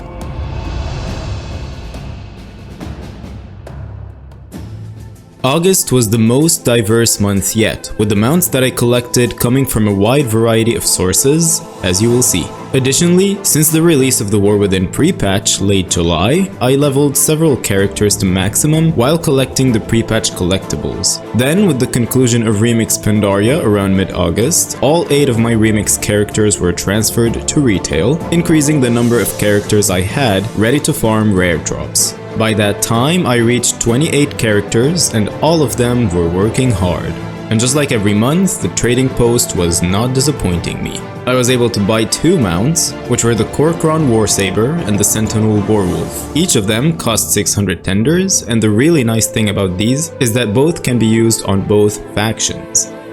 The very next day, on the 2nd of August, I was running Firelands trying to get the second mount from it, and finally the Pureblood Firehawk dropped from Ragnaros. And just like the Flame Talon, it shows that it was on my first attempt, but it was much more than this. And by the way, if you want to get to Ragnaros, you should normally kill all the bosses to get there, but there's a small skip. When you enter the raid, you can go straight to Elisrazur, and before you kill the boss, make sure you pick up 3 of the feathers. After that, kill the boss and go straight to Ragnaros in air. That way you would have skipped all of the other bosses, and you don't really need to loot Elisrazur if you're still missing the mount, because the postmaster will send it to you by mail. It's also worth mentioning that these 2 mounts can drop on both normal and heroic difficulties, and unlike most raids in this game, you can actually run both difficulties in the same week, and so you can have 2 attempts on each character every week on both mounts. The next day, I decided to finally run the Tazavesh Mega Dungeon in Shadowlands to get the Tazavesh Gear Glider and to have a chance at the Cartel Master's Gear Glider. The first mount is obtained after completing the dungeon on Mythic difficulty, while Hard Mode is active, while the second one is a rare drop from Solia, the final boss. Running Hard Mode is really easy to do, especially if you're a monk. The first step though is to unlock the dungeon. Start by taking the quest The Alley Cat of Oribos from Hosterila at this spot, and after a few quests you will get to Tazavesh and unlock the flight path. So the main tactic here is to first acquire a necklace and equip it while running the entire dungeon. So you will need to get into the dungeon twice, the first time to get the necklace and the second time to get the mount. You can actually get your necklace on heroic, which means you can get your mount on that same day. So after setting the difficulty to heroic, enter the dungeon and kill the first boss. After that, go out to this spot and speak with this vendor to buy the necklace fraudulent credentials. After that, head over to Misa's Oasis. You will see that there's a door and the door is guarded. You cannot enter before getting a password. After a few seconds of RP, you'll be able to buy one random thing from this guy. After you buy it, it'll appear on the ground. Pick it up, and now you have to take it to one of the traders that would logically be interested in it. For the Dusty Skull, for example, you will take it to the Fossil Collector. After you drop it, you will get another item, and you basically need to do this 3 times. After the 3rd item gets delivered, you will get your password. Speak to the guard and tell him what the password is. Once you enter, take a left, go down the stairs, and here, you need to equip your necklace and speak to this guy. He will upgrade it for you, equip it again because it goes into your bags, and this time he will have a quest for you. Take it, and now walk back out of the instance, change the difficulty to Mythic mode, and enter. Click on your necklace, and this will transform you into a broker. Then speak with this guy. Now you can speak with the Gate Warden and simply enter without fighting the first pack. Hard mode is now enabled, and all you need to do is simply kill all the bosses. And if you lose your disguise at some point, don't worry, just keep going. So after you kill the last boss, Solia, you will get your mount, and hopefully you also get the rare drop, which by the way can also drop on heroic, so you can run this dungeon every day. Now this is where you need to be a monk, because normally after the boss enters this phase, it'll either take you a lot of time to kill her, or you will need more players to take her down faster. But if you're a monk, you can just use Touch of Death immediately and she's dead. When I initially did this on my Demon Hunter back in Dragonflight, it took me 50 minutes. 50 minutes to kill this boss alone. But again, YouTube's always a hero. Now in the War Within, after the drastic scaling from Dragonflight, it'll definitely take you much less than 50 minutes, but it'll still take some time. So just take your monk, and if you don't have one, level one up. The next day, I got the Remembered Golden Griffin. This was part of the War Within pre-patch. I bought it with the pre-patch currency before anything else. And for the Hordes, this mount is actually the Remembered Wind Rider. The following day, I got the 3 Darkmoon Fair mounts simultaneously. The Darkmoon Dancing Bear, the Swift Forest Strider, and the Darkmoon Dirigible. With the War Within pre-patch came the warbands, and so among all of the currencies that we can actually trade between our alts, the Darkmoon prize tickets are one of them. Now if you're wondering how the hell I got all of these prize tickets, it's pretty easy. With all of these new characters that I had, I first of all went to the auction house and I bought a lot of Darkmoon Dagger Maws. This fish can only be fished up on Darkmoon Island, and of course it's tradable. And so I bought a lot of them, and I took most of my characters to Galissa Sundu, who sells an item called the Fated Treasure Map, which will give you a quest. And when you finish the quest, you will get 100 Darkmoon prize tickets. So if you want to finish this quest, you're not gonna get real indications. And so this is the map of the 5 clues that you need to collect to finish the quest. It's really easy, it only takes 2 minutes, so yeah, that's about it. A few days later, I finally got the Thundering Cobalt Cloud Serpent from Nalak on the Isle of Thunder. And just like Undusta, this one did not drop immediately, but it did from the bonus roll after 484 attempts. The world bosses in Pandaria take between 10 to 15 minutes to respawn, and so I was very thankful for my clock for setting up a timer. And so whenever I killed Nalak, I started the timer of 10 minutes, and whenever it rang, I logged into another character. And so I had a lot of characters just sitting there just to get the kill. This was the 8th out of 9 rare mounts that I needed from Pandaria, and so the last one that was missing for me was the best one. The next day, it was Legion time walking, and so I went to Dalaran in the Broken Isles and I bought the Volshara Hippogriff for 5,000 Time Lord badges. The very next day, I got 2 mounts. The first one was the Phalanx of Loyalty. This one is obviously from the Kyrian Covenant, and it can be obtained from the Path of Ascension feature. This is probably the easiest feature among all the 4 covenants. It's literally just a 1 encounter instance, and that's all. You go in, you just pick one boss to fight, and each one of them on each difficulty has a certain reward. And so when you defeat the Mad Mortimer on Loyalty, which is the 2nd level, you will get this mount. So after I defeated this boss, I got the Phalanx of Loyalty, and at the same time, I finished the meta achievement of Shadowlands, which rewarded me with Zoval's Soul Eater. And the last achievement that I actually needed for the meta was Pursuing Loyalty, for which I had to overcome the first 8 trials of loyalty, and that was the last one that I needed. So for Back from the Beyond, a lot of the progress was a result of how much I spammed Shadowlands content over the past year. The only achievements I was missing were the raid-related ones, which I finished in LFR after the achievement was added in the game. I was also missing the Kyrian achievements, obviously, since that was the only covenant I hadn't completed. And to complete the meta, you have to finish a variety of major achievements across different areas of Shadowlands, like Covenant campaigns, the Maw, Torghast, and Zereth Mortis. If you're just starting out, take your time and enjoy the journey. Shadowlands may have a mixed reputation, but the content is genuinely fun, especially now that we're overpowered for it. Collecting all of the achievements is a very satisfying challenge, and with how strong we are now, you will fly through it and enjoy the experience much more. Next up, for more than a year, after doing way too many Covenant callings, I finally looted my first Necro Ray egg from a Necrolord calling. It dropped after 103 attempts, and it has around a 2% drop chance. So obviously, this egg drops from any Necrolord calling, and it can contain one of 3 mounts. And thankfully, the good thing about it is that it's a guaranteed mount, and also, you will never get duplicates. So you only need 3 eggs for the 3 mounts. These eggs take 3 days to hatch, and so 3 days later I opened it and I got the first mount from them, which was the infested Necroray.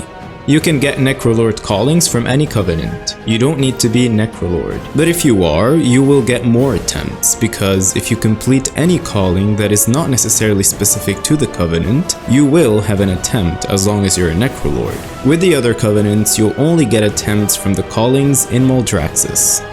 On that same day, back to my Tauren Druid in BFA, I noticed that it's been a while since I reached Exalted with the Horde factions, and I absolutely forgot to get their mounts. And so I visited the 3 factions in Zandalar, and I bought all 3 of them. The Cobalt Pterodax from Zuldazar, the Expedition Blood Swarmer from Nazmir, and the Alabaster Hyena from Vol'dun.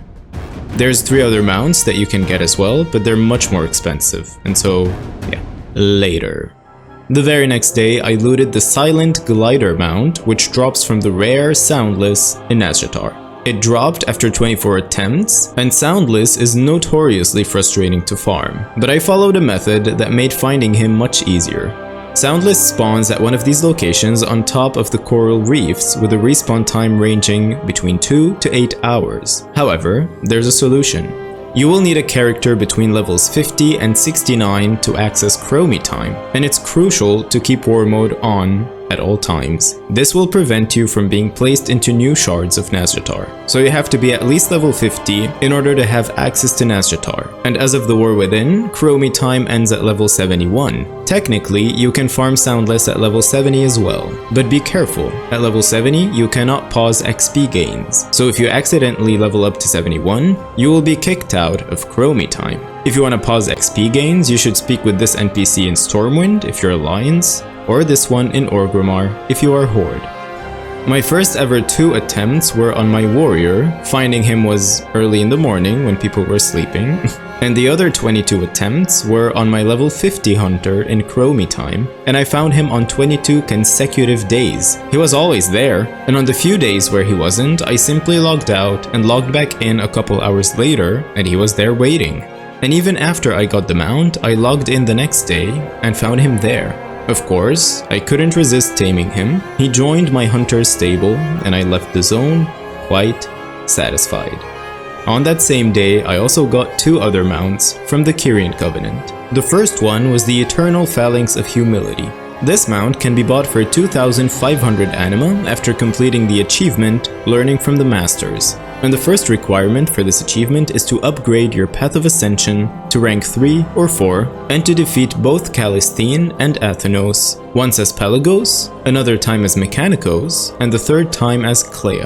All of these encounters have to be done on the Trial of Wisdom, which is the 3rd difficulty. And the other mount that I got was also from the Path of Ascension, which was the Eternal Phalanx of Loyalty. This one is also purchased for 2,500 anima, and you have to complete the achievement Death Forsworn, in which you have to destroy all of the phylacteries around Thrantiok in Trial of Wisdom before even touching the boss. You also need to have your Path of Ascension upgraded to rank 4. The following day, I obtained Grim Howl. This mount is a reward from the Dark Iron Dwarf Heritage questline. It's pretty straightforward, you just need to do the questline and you just get it by the end of it. And at this point, I was thinking, what do I do now? I had already finished with most of the rare drops that I needed, and I was starting to get attempts on instance mounts, but also I gained more time to play the game. And so the first thing that I thought about was profession mounts, including archaeology. I decided to start farming them, and the first one that I got was the fossilized raptor. You have to first visit the archaeology trainer in your capital city and just learn it. Then open your map. You will notice that there's new icons that look like shovels. When you visit that area, you will be inside of a dig site, where you can dig for some progress towards rewards.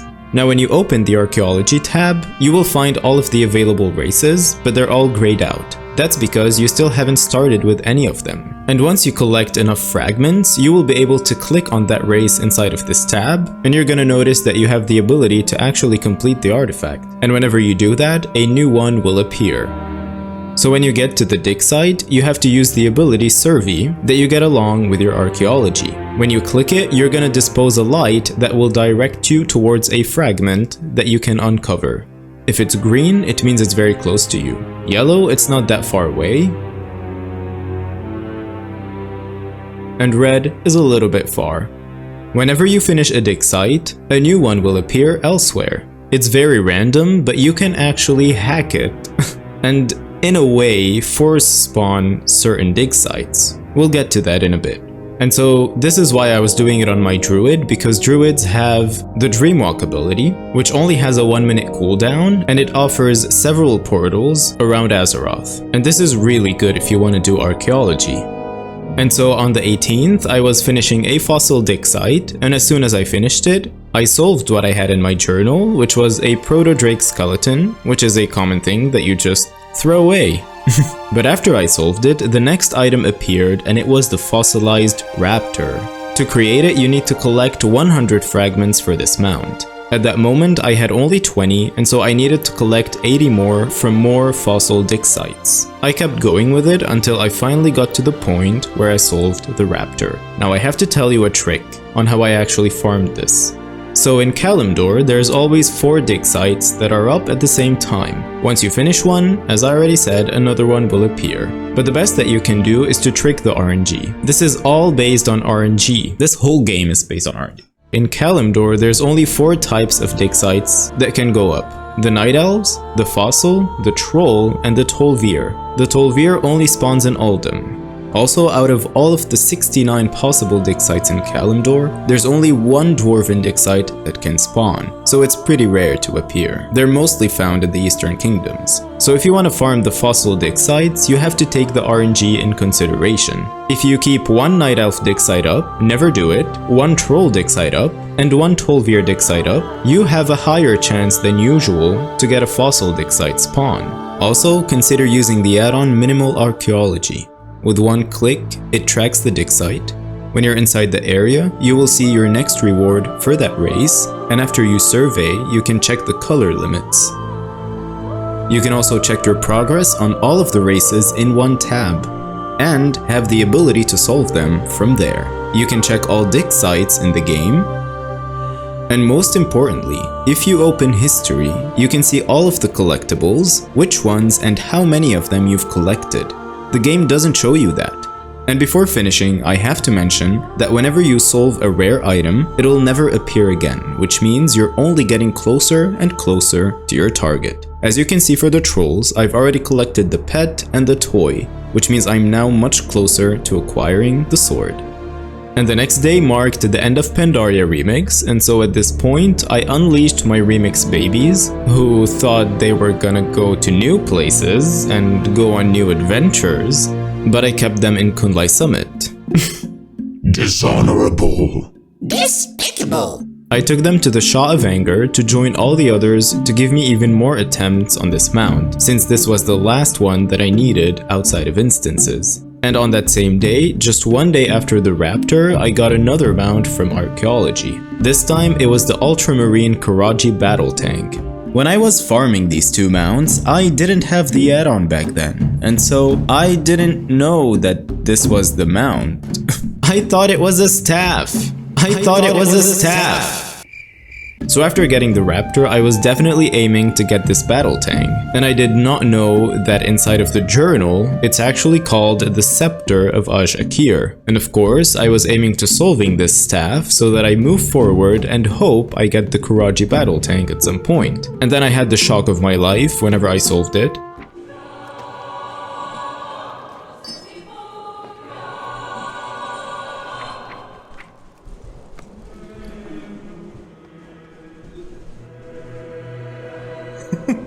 What?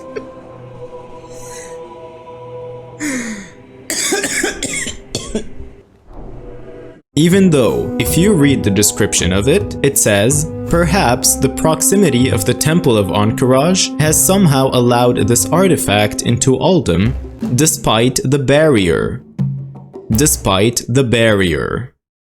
Now you know that I never read the description of these items. If you want to go for this mount, the first and foremost thing that you need to do is make sure Uldum is in the Cataclysm version and not the BFA one. When I was doing it back then, I spent around 2 hours without having a single 12-year dig site spawn, until I finally realized that Uldum was in the wrong phase. And you're gonna have to make sure that all of the other dig sites are up and never complete them unless you had to. This is how I got so many 12-year dig sites to spawn. Again, play with the RNG. Now with these 12-year dig sites, you also have a chance to get the recipe to craft the Sandstone Drake if you're an alchemist. But it's a long process, I'm not gonna go into it. You can just buy the mount from the auction house. The very next day, I was still going with profession mounts, and this time it was Pandaria. First of all, I crafted the depleted Kyperium rocket. You have to have the Goblin Engineering specialization in the Classic Engineering in order to craft this mount. And to craft the other one from Pandaria, which is the Geosynchronous World Spinner, you have to have the Gnomish Engineering spec. And so on that same day, I went ahead and crafted the Geosynchronous World Spinner after I switched to Gnomish Engineering in order to do that. On that same day, I also looted a mount from a raid, the Lifebinder's Handmaiden from Deathwing in the Dragon Soul after just 7 attempts. If you're planning to run this raid, here's a few things to keep in mind. The Lifebinder's Handmaiden drops exclusively on Heroic 25. You can only run this raid once a week. There's also 2 other mounts that can drop here, which I'll mention in a moment. When you take the Drake at the center after killing the first 3 bosses, you can take the portal back down and fly up again. You will skip the RP and save about 1.5 minutes of your precious time. After killing Ultraxion, you will have your first mount attempt in this raid, and while the drop rate is low, Experiment 12B can drop on any difficulty. For the Spine of Deathwing encounter, this used to be a huge pain in the butt, but Blizzard made significant changes in the War Within, making it faster and easier to complete. All you need to do is kill tentacles, and from each one, an amalgamation will emerge, and corrupted bloods will spawn periodically. Kill one blood and let one amalgamation walk over it to enrage it. Once it's killed, it will explode, so what you want to do is pull it right in front of the plate to make sure it explodes there. After the explosion occurs, kill the tendon inside, and the plate will be destroyed. Repeat this process twice to complete the encounter. During this whole encounter, be sure to alternate your position between left and right, because if you stay on one side for too long, you will fly off and die. For Deathwing, you're just gonna need to visit the 4 platforms, kill the tentacles, and then kill Deathwing. And as I mentioned, the Lifebinder's Handmaiden drops only on Heroic 25, but there's also a chance for the Blazing Drake to drop on any difficulty. The next day, I was finally done with all of the Pandaria rare drops after receiving the Heavenly Onyx Cloud Serpent from Shah of Anger on my 493rd attempt. I was beyond excited. Not only is it undoubtedly the best looking mount of them all, but it also marked the moment when I earned all the characters I had in Pandaria their tickets to leave the continent and start farming new mounts elsewhere. Finally! Freedom is the power to choose.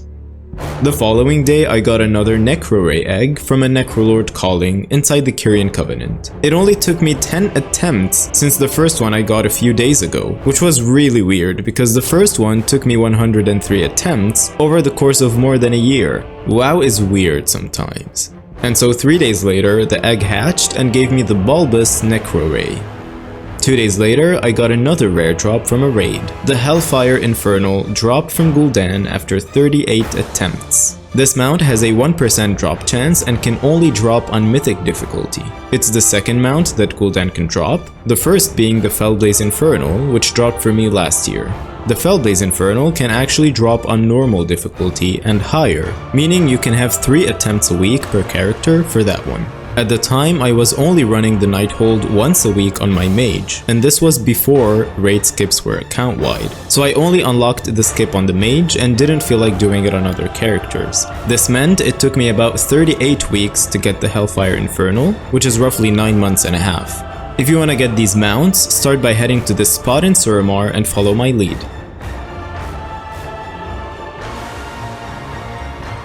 Once you're at the instance, set your difficulty to Mythic mode and enter. First, pick up the quest The Nighthold Talisman of the Shaldorai from Thalyssra, then run through the whole raid. All of the bosses are fairly easy to kill, and there's no need to worry about mechanics. You will need to complete this raid 4 times to finish the quest, which will take about a month. Once you've completed the quest, turn it in, and that will unlock the skip for all of your characters across all realms. After that, whenever you want to run the raid, head down the first set of stairs, and you will notice the door on the right side is now open. Go through it, take the portal to the Night Spire, and kill Alisande. Then take the portal to the Font of Night, where you will face Gul'dan. And remember to do this quest on Mythic difficulty, because by completing it, you will unlock the skip for the lower difficulties as well. On that same day, I kept progressing with the profession mounts and crafted the 5 panthers from Pandaria Jewelcrafting. While these mounts can be bought from the auction house, I wanted to unlock and craft them myself. First, you will obviously need jewel crafting. Then you will need to reach Exalted with the Order of the Cloud Serpent in the Jade Forest. The reputation grind is pretty easy. You can do the daily quests, and you can also collect Onyx eggs and turn them in for a large chunk of rep. You can literally hit Exalted in a single day. Once you've done that, head over to the Quartermaster and buy all 5 mount schematics. To buy them, you'll actually need to be revered, but the Onyx Panther schematic requires Exalted. Afterward, level up your jewel crafting skill to 75 in order to craft the mounts. The following day, I created the Great Northern Elder Horn using Legion Leatherworking. You will need to craft it and learn it yourself, but once you do, all of your other characters will be able to ride it. The first step is to visit the Leatherworking trainer in Dalaran on the Broken Isles. You will need to complete several quests to max out your leatherworking skill. Once you've done that, the quest Mounting Made Easy will become available to you, and completing this quest will reward you with a mount schematic. To complete this quest, go to Stormheim and find the Great Northern Elderhorn. You will need to click on it and follow it around. Every few minutes, you will unlock a checkpoint, and there's several points where the Elderhorn will unleash. This is probably a bug, but if it happens, head back to the last checkpoint you unlocked, and you have to restart from there. Once you learn the recipe, you will need 50 stonehide leathers and 10 fell hides, which you can buy from the auction house. Additionally, you will need 25 Blood of Sargeras. These can be obtained from various sources, such as Legion dungeon bosses on Mythic difficulty, certain world quests, or you can buy 5 of them for 5,000 Order resources from your Legion class hall. One day later, the War Within officially launched for everyone, bringing with it a wealth of new content and a deep dive into the new storylines. I started playing the expansion slowly because I wanted to immerse myself in the experience. I didn't even think about the new mounts until a couple of weeks later, when I actually began farming some of them. During this time, I decided to finally collect all of the Legion class hall mounts. And at that point, I only had the Mage and the Paladin ones, so I set out to get the rest. My strategy was to work on 3 to 4 classes simultaneously. I found this method helpful because the most time-consuming part of acquiring these mounts is actually waiting for the missions on your mission table to finish. Some take an hour, others take 2. For each class, you will have a lot of missions to complete, so I made sure to play multiple characters at once to save time. Whenever one character had to wait for a mission to finish, I would log into another character and work on quests there. This kept the momentum going. The process for acquiring all of the Legion class hall mounts is very similar across the different classes. You will have a bunch of quests to complete, sometimes dungeons or scenarios to run, and of course lots and lots of missions on your mission table. To get to your class hall, start by picking up the Legion intro quest from any warboard. If you've never done this before, you will need to complete it, but it doesn't take too long. If you've done it at least once, you will have the option to skip it. Once you reach Dalaran, an NPC will typically approach you and give you the starting quest for your class hall. If this doesn't happen, you're likely experiencing a phasing issue with the War Within content, so make sure to complete or skip all related quests until you reach Khazalgar. For some classes, you won't immediately get the quest, such as monks. You'll actually need to use your Zen Pilgrimage ability, which will get you into the scenario to unlock your class hall. So the first step to obtaining your class hall mount is completing the Breaching the Tomb achievement on the Broken Shore. You only need to do this once per account, so if you've done it, skip this step. To get to the Broken Shore, you'll first need to complete the quest uniting the Isles from Khadgar in the Violet Citadel, which requires you to reach friendly status with the main Legion factions. If you've done this quest before, you'll be able to automatically complete it on every character. After doing so, you will find Khadgar at Crassus's Landing with the quest Armies of Legionfall. Follow along and just do the quests there while keeping track of the achievement to eventually finish it. Step 2. Every class must complete their respective class hall campaign. Just follow the main quests you see there. You can check your quest log to see which quests are part of the campaign. Those will be listed under the category Your Class Campaign, such as Warlock Campaign. You will know when you're nearing the end because the final quest rewards you with the title. Be sure to take the next quest that appears, which is a hero's weapon. In this one, you'll simply just hold your artifact weapon in a heroic pose, and that's it. But don't skip it, because if you don't do it, you won't be able to proceed to step 3. And step 3 is recruiting your Legionfall champion.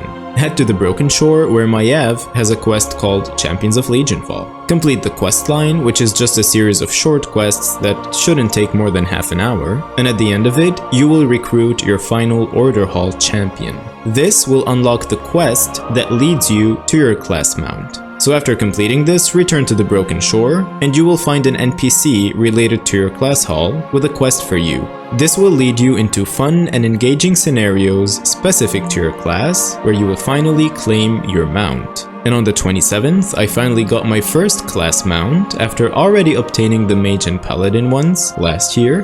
This time it was the Battle Lord's Bloodthirsty Warworm, the Warrior class mount. One cool thing about it is that it changes colors depending on your spec.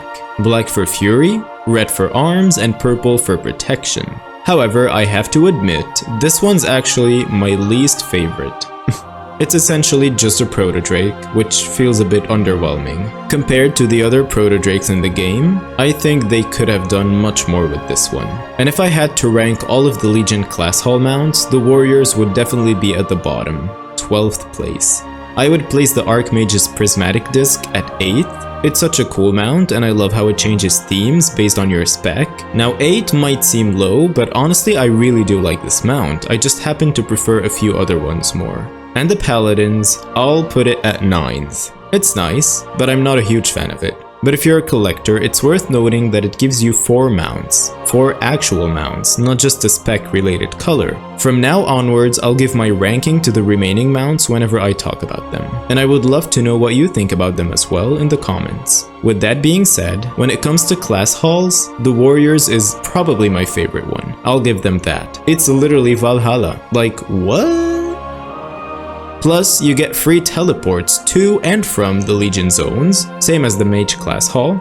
At the same time, I was also working on the Druid class mount. Well, technically it's not a mount, it's a flight form, but it's really cool. You will need to visit the Barber to select it, just like all other Druid forms. And if I had to rank it, I would place it at 7th. The Druid class hall is definitely one of my favorites, mainly because it gives you access to many portals around Azeroth. The following day, I crafted the Steel-bound Devourer on my warrior. This mount can be crafted through Legion Blacksmithing, and it's also tradable, so you can buy it from the auction house if you would rather not craft it. If you want to craft it, the first step is to learn Blacksmithing from Legion. Then you will need to run the Nighthold raid on normal or higher and defeat the boss Tarecgosa. He will most probably drop for you the mount's recipe. I got it on my first attempt. Now, you'll need to level up your blacksmithing to 100 in order to learn the recipe. I'm gonna link the WoW Professions guide that I followed in the description. To craft the mount, you will need to farm 50 Blood of Sargeras, plus other regions, which I just bought from the auction house. And on the final day of August, I earned my Demon Hunter class mount, the Slayer's Fellbroken Shrieker. I absolutely love it, there's just something about it that fits perfectly with the Demon Hunter aesthetic. And what's interesting though is that it's the exact same model and color for both Demon Hunter specs, which some might see it as a bit of a missed opportunity for variety, but honestly I think it looks great as it is, and I really enjoy using it every time I hop onto my Demon Hunter. And given my preferences for the overall look and feel, I would place it at 6th place among the class mounts.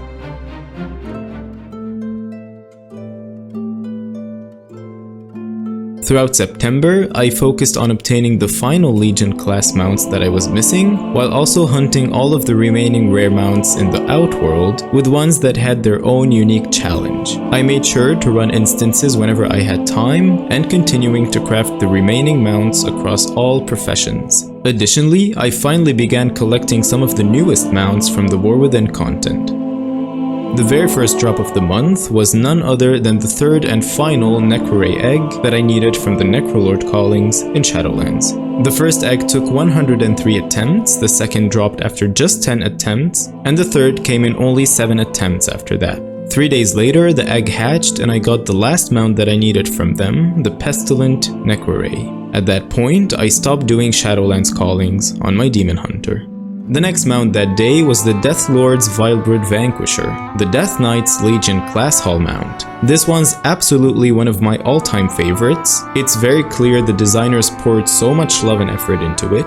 Even the questline for obtaining it is top tier. You literally Arthas your way into raising your dragon from the dead.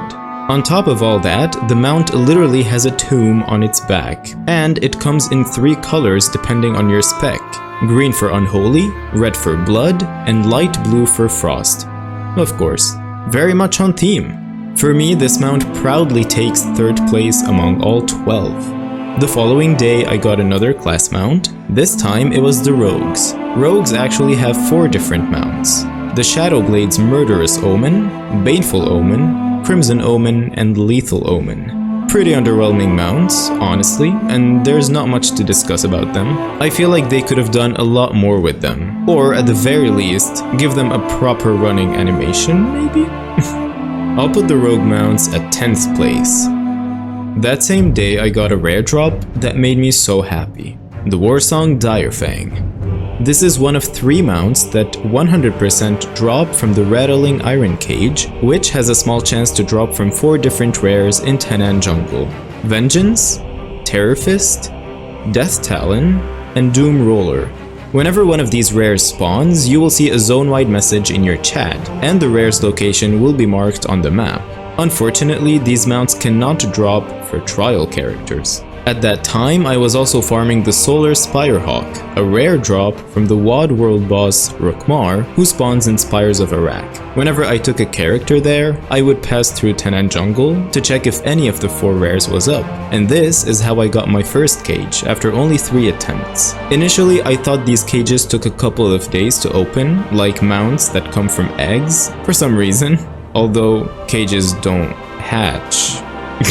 And so when I reached Rukmar, I noticed I could open the cage, and so I opened it at that moment and got the mount. Sadly, these cages can drop duplicates, so you will likely need to open more than 3 cages to collect all 3 mounts. After getting my first one, I got excited and decided to farm the other 2. Every night, I would take my mage to the sweet spot around the center of all 4 rares and wait for them to spawn. The rares roughly take an hour to spawn, and keep in mind, you won't be the only one waiting. So you might show up and find that the rare's already dead. To solve this, I started farming on a low pop realm, as always, where I was often alone in the zone. In that case, you will likely enter a fresh phase, so be prepared to wait about an hour for the rares to start spawning one after the other.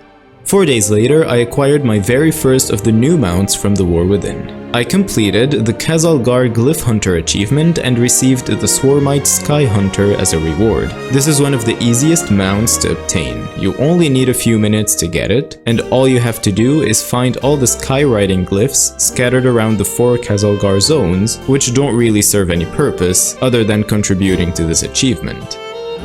On the 9th, I visited the trading post and got 2 mounts. I first looted the chest for the monthly reward, and I got the Plunder Lord's Golden Crocolisk. And then I bought the Kegleg's Radiant Crocolisk for 600 tenders.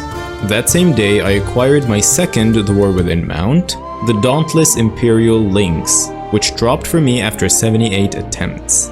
This mount has around a 1% chance to drop from the Lamplighter Supply Satchel, and these satchels can be obtained in 2 ways, both part of the Spreading the Light event in Hallowfall. When you check your map, you will notice several objectives around the zone. These are weekly, and completing each one rewards you with a satchel. However, these objectives are not always available. To make them appear, each objective has a keyflame at its center. You and other players must contribute radiant remnants to light the keyflame, after which the objective becomes available for 20 minutes. You can gather radiant remnants by killing mobs in the area or by completing objectives and quests. You will accumulate plenty of them, so don't worry, they're quite common. The second method to obtain the satchels is by completing repeatable quests. Around the area, you will find several lesser keyflames, which are similar to the big keyflames, but on a personal progress. You alone must contribute 3 remnants to light these, and once you've done so, an NPC will approach, offering a repeatable quest, which rewards you with a satchel. Keep in mind that you can do this on level 70 characters and above, and this is how I accumulated all 78 attempts within a couple of days, across several characters. The next day, I was thrilled to get my 3rd mount and my first rare mount from the War Within.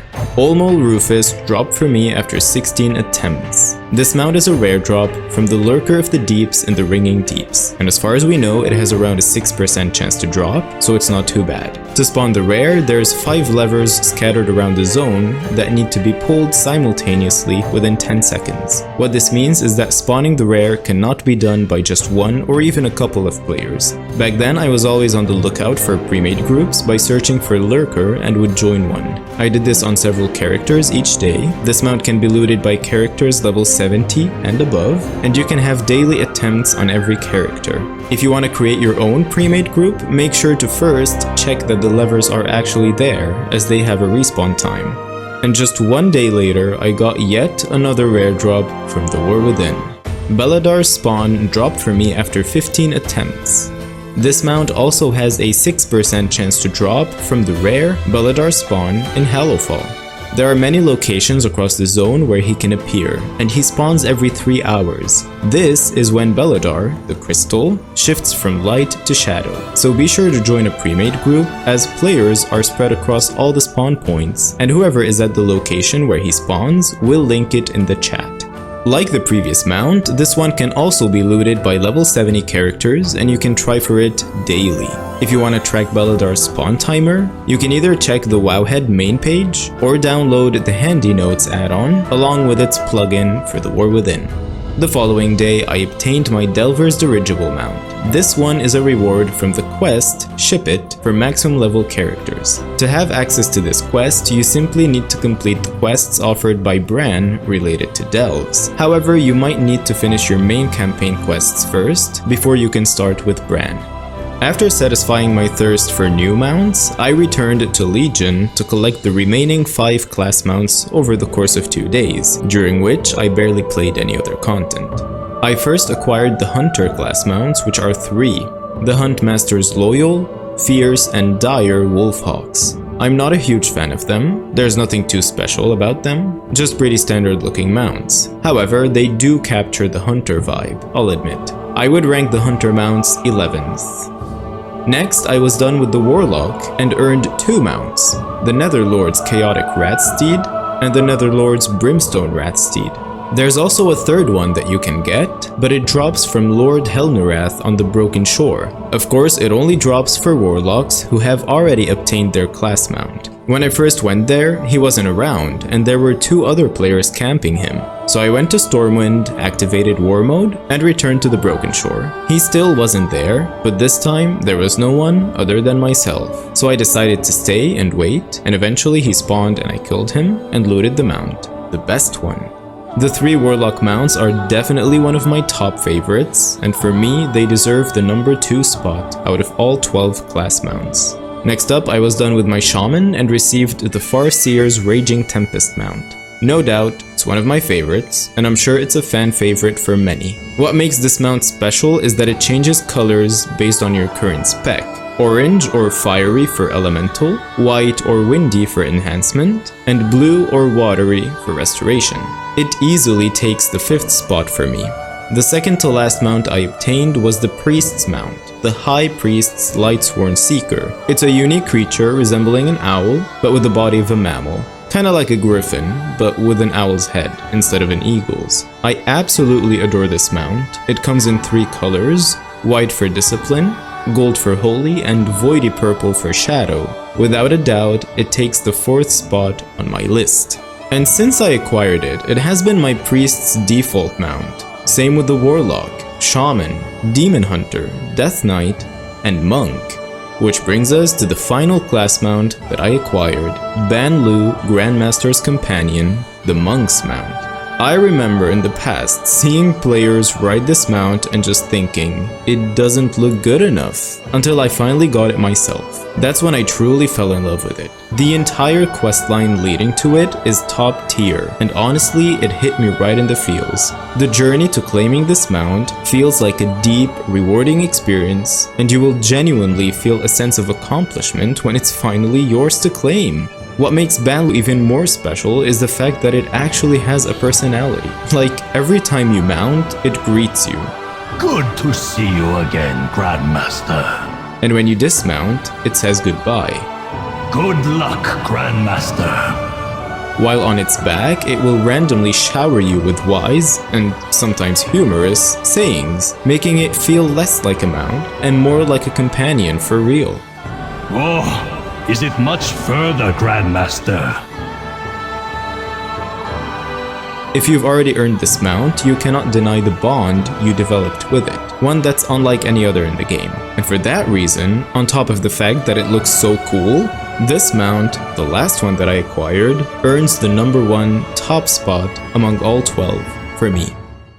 Later that day, I finally obtained Valiance, a mount I had been eyeing for so long. It requires a lot of steps, with the first one involving RNG, but after that, no more randomness. The whole process can be done in a day, and it will take several hours, about 5 on average. I did it in 7 hours, with breaks for meals. Only 3% of players have it so far, but again, you just need a few hours to become another proud owner of Valiance. So I'll give you a detailed guide from step 0 to the moment you load the mount with some tips and tricks while trying to keep it as short as possible. So follow all the steps that I mentioned and you will get your mount. You'll first need a class with fast mobility for one timed objective, though you can do it with any class. I did it on a Death Knight. Make sure you learn fishing, and make sure you buy all of these materials from the auction house. You're gonna need them later. So in short, the first step is to unlock Old Scholomance, the second is to unlock Old Next Ramus, and the third is to get your mount. To unlock Old Scholomance, you first need to get the toy, Krastenov's Bag of Horrors. This is a guaranteed drop from the rare Dr. Theolin Krastenov that spawns in the Pandaria version of the Scholomance dungeon in the Western Plaguelands. This is where the RNG comes into play. Make sure you set your dungeon difficulty to heroic, because on normal the rare doesn't spawn at all. So kill the first 2 bosses and then kill Rattlegore. Right after this boss is dead, the rare is gonna have a chance to spawn in the next room that you enter. I was trying my luck every day on a few characters that I kept there, and after a few days it finally happened. Crazy sight. So kill him and get your toy. And after this point, you're done with the RNG. Now keep going with the dungeon and kill the final boss. And after that, make your way upstairs and enter the door on the south side, where you will find a pile of bones on the left. Use your toy and then remove the buff granted by the toy after Eva appears. Speak with her and click on the item that you get from her to combine it with some of the regions, and in turn creating the Spectral Essence Trinket. You will need it. Then pick up Eva's Femur from the pile of bones and go all the way back to the viewing room, where you need to pick up Eva's journal from a bookshelf. Now leave the dungeon and you're gonna have to pick up 2 items from Western Plaguelands, 2 others from Eastern Plaguelands, and 1 item from inside of the Stratholm dungeon. After that, make sure you equip the Spectral Essence Trinket and visit these 5 NPCs around the Scholomance to trade the objects you collected for 5 unique candles. Now you're ready to unlock Old Scholomance. Go back to the entrance of the dungeon, but take your right instead. In this room, click on Eva's journal in your bag, and you're done with step 1. From now on, you can run Old Scholomance on all of your other characters by using this book. To unlock Old Next Ramus, first get into Old Scholomance and follow my lead.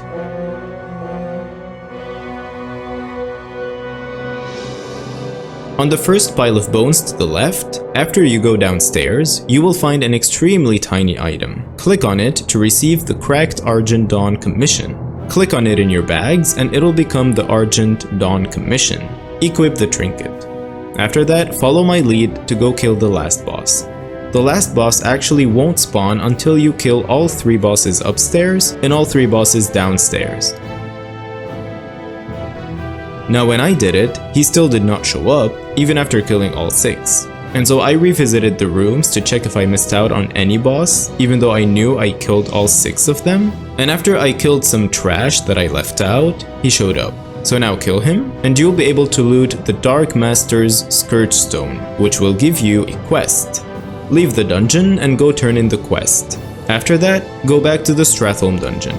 Now for the next step, this is where having good mobility will come to your advantage. I was doing it on my Death Knight, as I mentioned, which is the absolute slowest class, and yet I still managed to complete it because I used enchants and foods that boost movement speed, and I got all of them from the auction house. So I bought enchant boots, Boar Speed, that gives a 10% bonus speed, a low-level boots to be able to actually use the enchant, some fried bonefish food that gives a burst of speed each time you kill any enemy, regardless of level, an enchant bracer, Devotion of Speed, that gives plus 200 bonus speed, and an enchant cloak, Rid of Speed, that gives plus 125 bonus speed.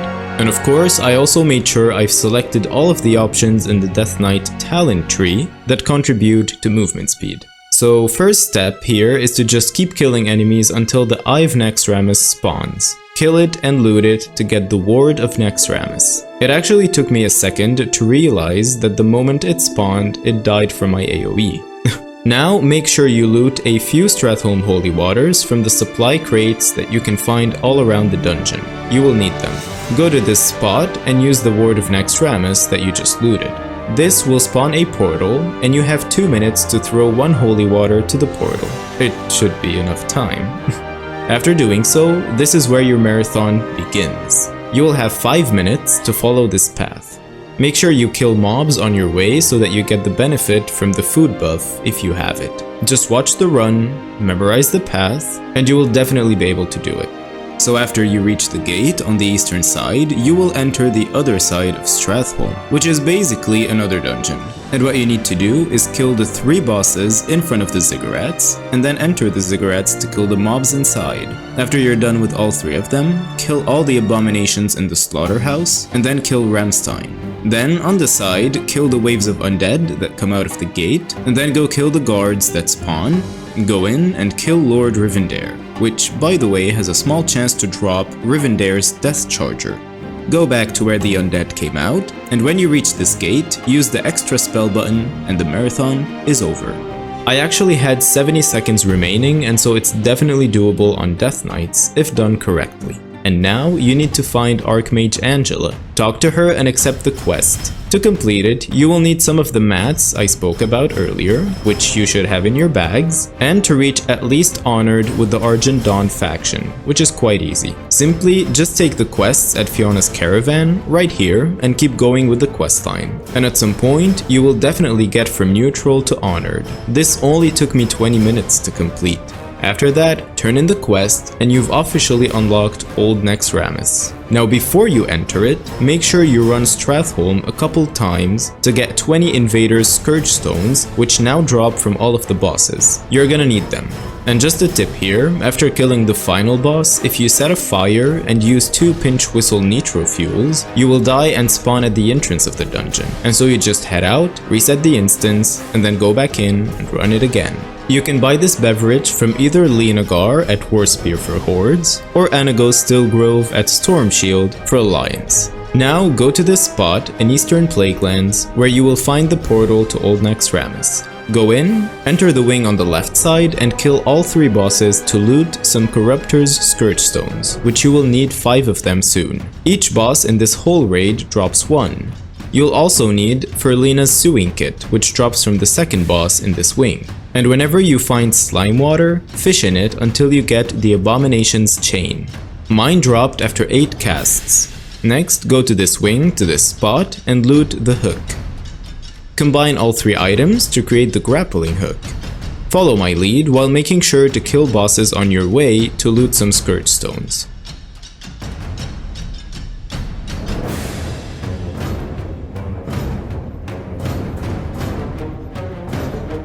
And when you reach this spot, make sure you use the hook in your bags. And at this point, you'll be able to use the hooks found above you. So just follow along.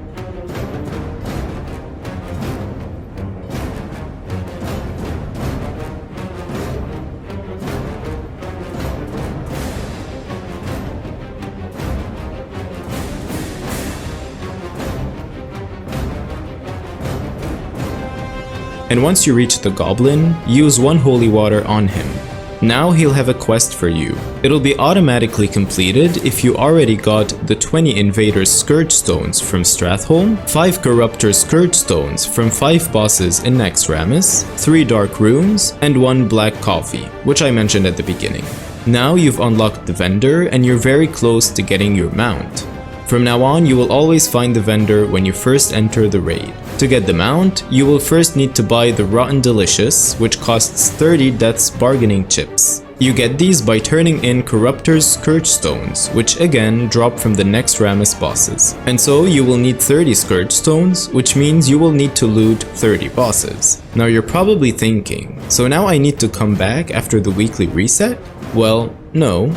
Everything you already did so far is account-wide. And so you can bring another character and you will find the Naxxramas portal. And so you just need to kill 30 bosses across a couple characters to get the 30 Scourge Stones, and then send them to your main character to buy the Rotten Delicious. And now it's finally time to acquire Valiance.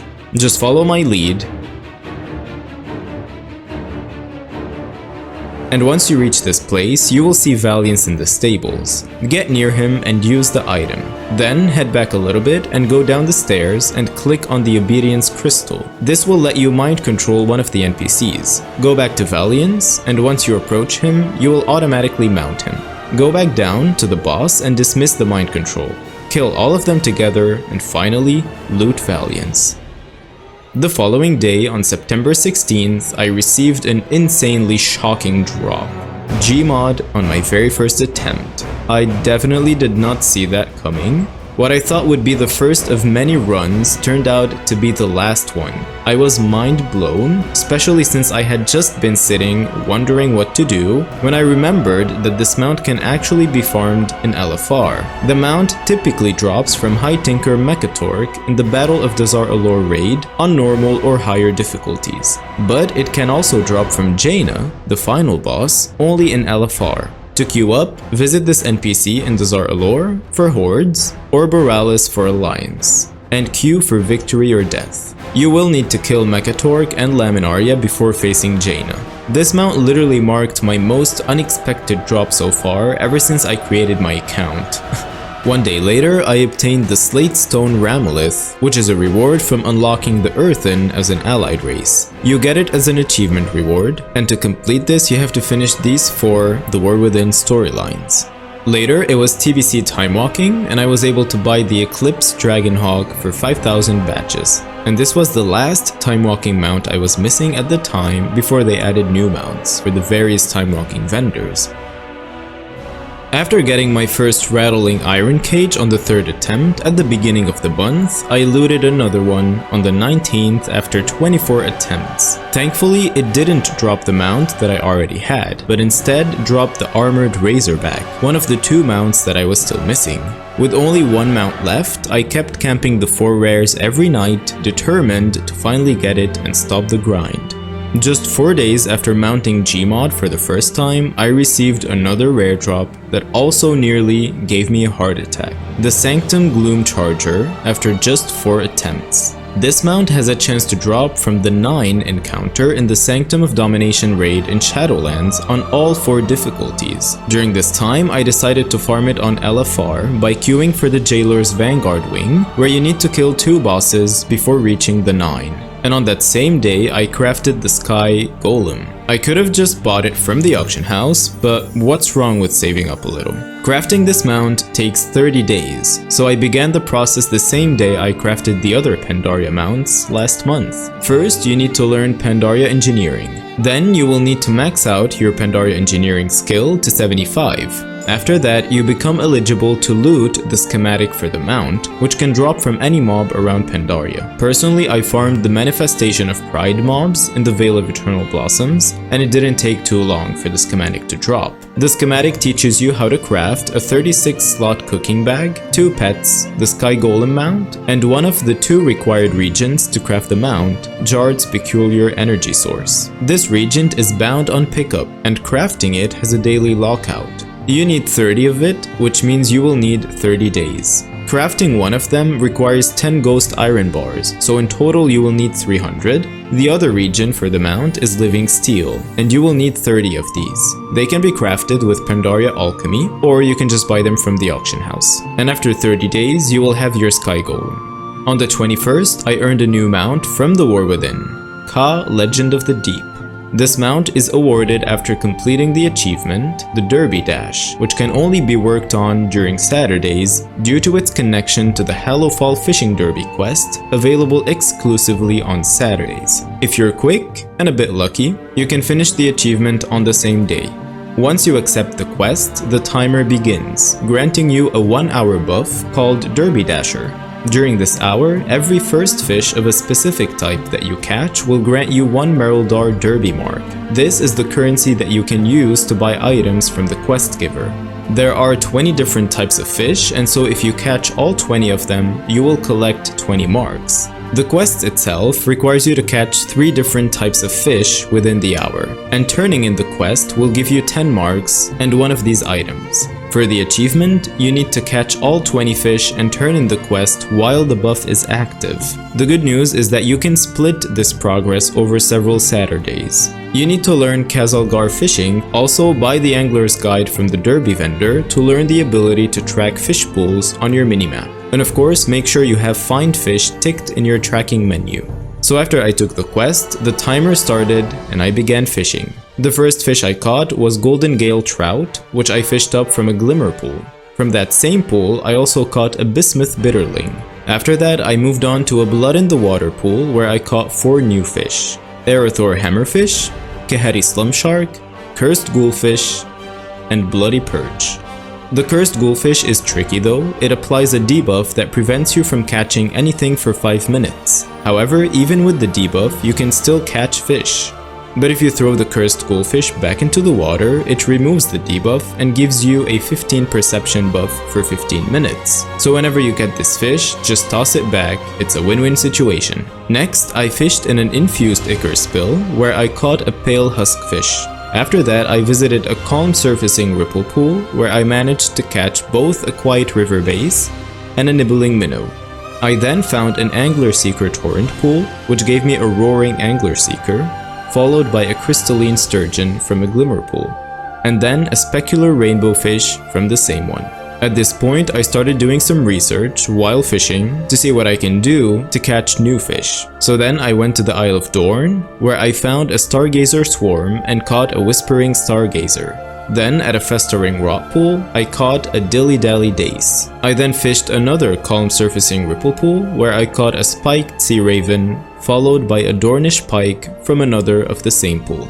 With only 27 minutes left, I returned to Hallowfall and turned in the quest, completing step 1 of the achievement. At that point, I was only missing 4 more fish. In Hallowfall, I found a Blood in the Water pool, which gave me a Sanguine Dogfish 13 minutes after turning in the quest. The clock was ticking. I then came across a Royal Ripple for the first time, which gave me a Regal Dottyback. Using this fish gives a chance to catch the Queen's Lurefish, so I tossed the Regal Dottyback back into the water and caught the Queen. At that point, I only needed an Awoken Coelacanth, which can only be caught in Ashkahet, in any water. The best place to fish for it, as people speculate, is below the entrance to the Takrathon Abyss Delve. To catch the awoken coelacanth, you need to toss 10 whispering stargazers, and this will give you the buff Whispers of the Deep for 5 minutes, during which you have a chance to catch the awoken coelacanth. I also used some nibbling minnows to gain 45 perception during this time, and with just 1 minute left on the derby buff, I was unsuccessful with catching the fish, so I had to wait until the next Saturday to try again. During the following week, I focused on maximizing my fishing skill by fishing every day, especially in shore treasure pools on the Isle of Dorn whenever I found one, which have a decent chance of dropping a soaked journal entry that grants +10 fishing skill. The next Saturday, before starting the derby quest, I fished around Hallowfall until I caught a golden gill trout, which provides a +45 perception buff for 15 minutes, right after catching it. And so after that, I took the quest and used the wormhole to travel to Azkahet. To my surprise, it dropped me right at the entrance of the delve. So I jumped down, used 10 nibbling minnows, a cursed coolfish which I had caught while leveling up my fishing skill, and 10 whispering stargazers. And after just 4 casts, I caught the awoken coelacanth. With that final catch, I completed the achievement and received the Ka Legend of the Deep. The following day, I earned 2 mounts, which are the Ironbound Protodrake and the Rusted Protodrake. Both of them are rewarded for completing the achievement Glory of the Ulduar Raider. First, make your way to the raid and enter. It only has 1 difficulty, so don't worry about changing anything. Start by speaking to the Lorekeeper of Norganon, and then head towards the first boss. When he crashes his way out, simply just kill him, which will give you the first achievement. Then go kill Ignis, the Furnace Master, to get the second achievement. The third one is the one that takes the most time. You need to first wait for the engineers to fix the 4 harpoons and then fire all 4 of them, one after the other. This will bring the boss down, after which he will cast his Fire Breath ability. And during the entire encounter, there will always be mobs spawning and increasing in numbers. To get the achievement done, you will need to let 25 Darkrune Guardian Dwarves die in Razor Scale's Fire Breath. When I first did this, I waited for around 5 minutes before I gathered them all, and then I brought the boss down, and I didn't get the achievement done. I literally only needed 1 more. So just to stay safe, wait for around 10 minutes and your achievement is definitely going to be completed. But the good news is that you don't lose progress. You can split the amount of dwarves killed over several encounters. So after that happened, I just jumped down, killed myself, and came back to the boss, restarted the fight, and I only needed 1 more dwarf to kill, so I got the achievement pretty easily. For XT, the 4th boss, you need to use the toy Whole Body Shrinka, which will drastically reduce your damage, as this is required for this achievement. You can buy this only on Horde characters, but can use it on Alliance as well. Ravika sells it at either one of these 2 locations. And so first, before you engage the boss, use the toy and then pull the boss. Wait for him to drop his heart, kill his heart first, and then finish him. When I first did it, I killed him way too fast, even with the toy, so be careful with this. I then came back later and did this on another character. So now use the teleporter and go to the antechamber of Ulduar. For Steelbreaker's achievement, you need to kill his 2 buddies before you kill him, so be careful with your AoE. For the next boss, you need to kill his arms before you kill him, so again, careful with the AoE. For the crazy cat lady, kill her without killing her cats. Again, careful with the AoE. Next up, to get to Hodir, you need to enter from this door and make a turn. Once you reach him, just kill him, and you're done. Next up, for Thorim, kill the trash, click on the lever, and make a turn to reach the boss upstairs. Make sure you avoid walking in the middle because you'll get stunned for 15 seconds and that's annoying, so just walk along the wall. Once you reach the boss, jump down, and when he follows you, just kill him. For Freya, you need to kill her without killing the 3 elders, so literally just kill her and you're done. After that, head back and use the teleporter to the Spark of Imagination. Go down and before you engage the boss, click on the big red button at the back of the room and then kill the boss. This fight will take you a couple minutes because of the RP, so yeah. Go back up and use the teleporter to the Conservatory of Life, so here just follow my path. For this next boss, you need to first pull him and just wait. Throughout the encounter, you will notice these Serenite vapors that keep spawning. Wait until they become 6, and you will notice that they're gonna merge into the Serenite Animus. So kill this mob first, and then kill the boss, and you'll get your achievement. And now to Yogg-Saron, the final boss. First of all, make sure you haven't spoken to any of the keepers upstairs. Why would you anyway? You will find Sarah at the center of the pool. Go stand with her, and you're gonna need to kill 2 of the mobs that are spawning on top of her so that her health reaches 1. Next, get out of the pool from where Yogg-Saron will emerge. Wait a few seconds until you can see several portals to his mind. Go through any of them, and you will find yourself in one of different possible places. Yours might be different than the one you see me in, but the objective remains the same. Kill everything in the room, and then kill the massive brain. You'll then be teleported out, kill Yogg-Saron, and you're done. This is one of the easiest glory achievements in the game, and so yeah, if you don't have it, just go get it. So after I was done with this, I took one of my characters to complete the XT achievement, and I got the mounts. 5 days later, after a lot of attempts with various rare drops across different characters, I finally got Rivendare's Death Charger after 48 attempts. This mount has about a 1% drop chance from Baron Rivendare, the final boss, in the dead side of Stratholme. You can find a special entrance to this dungeon at this location.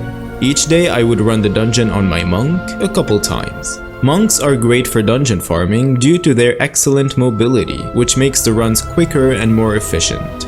On that same day, I crafted the Mecha Mogul MK2 mount, which is essentially Mimirin's polished twin, using BFA Engineering. It's quite pricey on the auction house, and you will understand why. The first step is obtaining the schematic, which has a small chance to drop from the final boss of the Motherlode dungeon on Mythic difficulty. To make it drop, you will need at least BFA Engineering Skill 1, so just go learn it and you're good. However, to craft the mount, you will need to reach Engineering Skill 150. The maximum Engineering skill is 175, but you only need 150 to craft the mount. I was running the Motherlode on my Druid and my Warrior every week, and the schematic dropped for my Druid after 7 attempts. Reaching skill 150 is fairly easy and cheap. I'll be linking the WoW Professions guide that I followed in the description. To craft the mount, you will need to farm 5 types of regents from the Motherlode, which I'll explain in a bit. Additionally, you will need 50 platinum ores, 100 storm silver ores, and 35 expulsums. You can mainly get expulsums by scrapping gear or as occasional rewards from Profession World quests.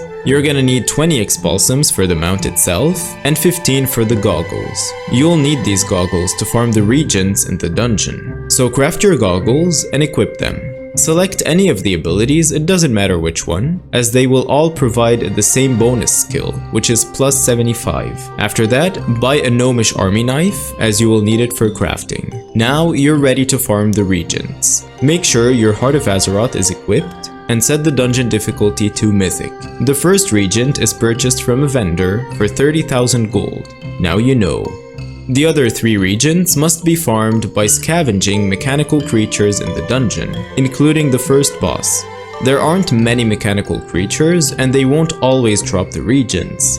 The blast-fired electric servo motor is the rarest of them, so prepare for about 20 runs to collect 1 per run on average. For me, it took around 28 runs to get all of the regents. Some runs might give you none of this one, while others may give you 2, or even 3 if you're lucky. Fortunately, since this is only doable on Mythic difficulty, you can still gather all the regents within a single week. After killing the final boss, use the card to return to the entrance, then leave the dungeon, make a custom pre-made group, list it up, and reset all instances. Re-enter the dungeon and everything is reset, but of course you won't be able to loot the bosses that you already looted. For the last regent, the remote activation device, it drops from the final boss. To maximize your chances, you can kill the venture company masterminds found around this spot, which have a chance to drop an elixir that boosts your chances of getting this device. The elixir gives you a 2-minute buff, so you have to make sure to use it before looting the boss. Also, it's tradable, and so you can buy it from the auction house. So after the weekly reset, I went straight to the last boss and I killed him, and of course I used my elixir before that. And I didn't just get a remote activation device, but I also got another one. I've heard a lot of people experience the same, so it's pretty much a guaranteed drop. Finally, craft your mount. Congratulations. And the final mount that I earned that month was the Tundra Ice Hoof, the third and final mount I needed from the Rattling Iron Cages. It dropped after 84 attempts, and since I obtained the second mount, I actually looted 3 cages, one after 34 attempts, another after 35, and the last one after 55, and all 3 of them dropped the same mount, the Warsong Direfang, which is the first one that I got. Getting the Tundra Ice Hoof felt like the perfect conclusion to my month of farming these rares. It was incredibly satisfying to wrap up that grind, and with that done, I had a lot more time to shift my focus to other goals. October was primarily focused on farming instances that drop mounts. While I still kept up with my weekly duties in the War Within, my main goal was to run as many characters as possible through legacy raids and dungeons that offered mount drops. Additionally, I dedicated my monk to running Tezavesh every day for the rare mount drop. And of course, I only did this on my monk as we've learned the reason why. I also had a few alts camping the WoD world boss Rukmar to maximize my weekly attempts at the last rare mount I needed outside of instances. Halfway through the month, I also began my journey in the Argent tournament in Icecrown to collect all the mounts available there. Given the focus on these specific goals, I ended up earning only 13 mounts that month. And 3 days into October, I earned my first mount of the month, the Depth Stalker, which was the monthly reward from the trading post. Right after getting it, I spent 750 tenders to purchase the Hand of Freshkegal. The following day, while my warrior was making her mount runs, she looted the Fiery Warhorse from Atumen the Huntsman after 97 attempts in the Karazhan raid. It had been a long time since I first started trying my luck with this mount, but it wasn't until these last couple of months that I really started maximizing my attempts. Not just for this one, but for all the instance mount drops as well. To get to this raid fast, you can use your Dalaran Hearthstone to get to Dalaran, enter the Chamber of the Guardian, walk all the way down and enter through the Karazhan portal on the right. 5 days later, I finished the Glory of the Dragon Soul achievement, which rewarded me with the Twilight Harbinger. However, unlike the previous Glory achievements that I've completed, this one requires visiting the raid 4 times for one of its sub-achievements. We'll get to that. First, make sure you set your raid difficulty to Heroic and enter. For the first boss, all you need to do is just kill him and you're done. For the boss on the left side, you will need to wait until he spawns the Void of the Unmaking. Once it appears, keep auto-attacking the orb and running into it to make it bounce 10 times. You can track your progress by checking the buff on the orb. Once it hits 10 bounces, you can kill the boss to complete the achievement. However, if the orb reaches the boss, it will vanish and you will fail the achievement. To avoid this, make sure you do it on a pet class, and let your pet pull the boss away, but make sure it doesn't accidentally kill him. On other classes, it would be best to bring a friend to help out. For the boss on the right side, you don't really need a pet, but I used mine just to keep the fight cleaner. Simply pull him and wait for him to spawn 4 random colored globs around the edges of the room. They will move towards him, and your goal is to ensure that these 4 different color combinations reach him. If the colors of the globs are hard to distinguish, or if you forget which ones you've seen, you can always check the boss's buffs after they hit him. And so on my first wave, I only got purple and yellow, so I still needed 3 more combinations. I waited for the next wave, which gave me black and blue. These ads will spawn periodically. You can kill them if they're annoying you, but it's not necessary. On the third wave, I got black and yellow, and on the final wave, I got red and green. Once the boss has received all 4 combinations, go ahead and kill him to complete the achievement. For the next boss, simply defeat her to earn the achievement. Then for Altraxian, it's a one-shot kill as well, just take him down and you're done. For the ship encounter, focus on killing everything as fast as possible. If you don't kill the drakes in time, they will move to the edge of the ship and begin casting their swirly ability. If that happens, you can still complete the achievement by soaking the swirls before they hit the ship. You'll also notice the larger swirls that the boss occasionally casts, but you don't need to worry about those. As you can see with my hunter, I didn't soak one of the boss's swirls, yet I still managed to complete the achievement after defeating the boss. For the Spine of Deathwing, you need to make Deathwing roll left, then right, then left, then right. Here's what you do. First, destroy a tentacle on the left side and stand in the hole that it leaves. When you see the message that Deathwing is rolling left at the center of your screen, move to the right side and stand in one of the 2 holes there. Repeat this process once more and then finish the encounter as you normally would. The final achievement will take you 4 weeks to complete. You simply just need to start the fight on a different platform, and that's it. If you forgot what you're missing, just check your achievement and see which aspect is missing. And before you start the fight, you can see the 4 aspects behind you, and each one has their own platform. 2 days later, I crafted my final pre-The War Within craftable mount, the Dustmane Direwolf. This mount is created through WoD leatherworking and can only be ridden by characters with a basic leatherworking skill of at least 1. I followed the method mentioned in the top comment on the mount's Wowhead page, which I found incredibly helpful. It's the fastest way to craft this mount, especially since there's multiple daily lockouts throughout the process. In total, it will take you 7 days to craft it. On day 1, train your leatherworking in Storm Shield if you're Horde, or Warspear if you're Alliance. Then buy the Draenor leatherworking scroll from the leatherworking pattern vendor and use it. Make your first Secrets of Draenor leatherworking, which has a 1-day cooldown, using 5 raw beast hides that you can buy from the auction house nearby. Next, use it to buy pattern Drums of Fury. You now need to start gaining some skills. Purchase around 300 raw beast hides and create Drums of Fury until you reach skill 55. Lastly, create burnished leather using 20 raw beast hides and 10 Gorgron fly traps, which can be bought from the auction house. This regent is needed to craft the mount and also has a 1-day cooldown, so be sure to craft this daily over the next 7 days. On day 2, craft Secrets of Draenor leatherworking again and use this to buy the pattern Leather Refurbishing Kit. You're gonna have to create leather refurbishing kits until you hit skill 100, which will cost you around 1,400 raw beast hides. For the next 5 days, simply log in daily and craft Secrets of Draenor leatherworking and burnished leather. And on the 7th day, you'll be able to buy pattern Riding Harness for 5 Secrets of Draenor leatherworking. Create your mount using 100 burnished leather and 20 Sorceress Air that you can buy from the auction house. A couple days later, after countless attempts to get the Infinite Time Reaver, I had almost lost hope.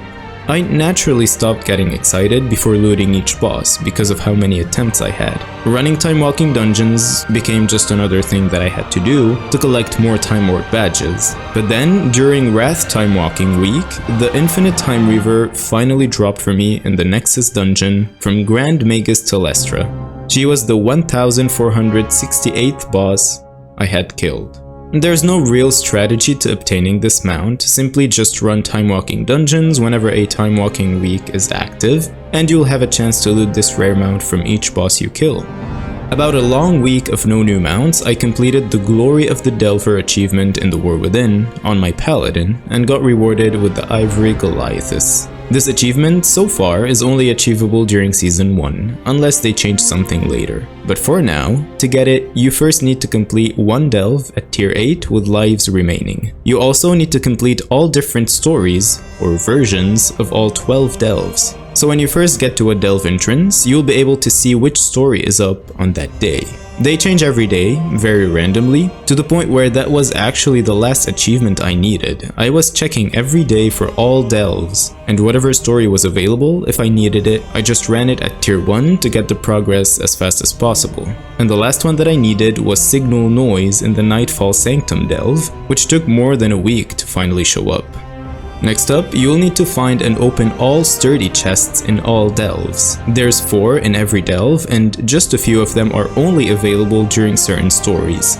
Next, for I Take Candle, you need to run any Cobalt delve at tier 8 or higher, where you will have a candle that you move around with. To get this achievement, you need to run the whole delve without letting any candle burn out. The best strategy is to, whenever you want to fight, put down your candle and stay within the circle. Then, when that fight is over, pick it up and keep going.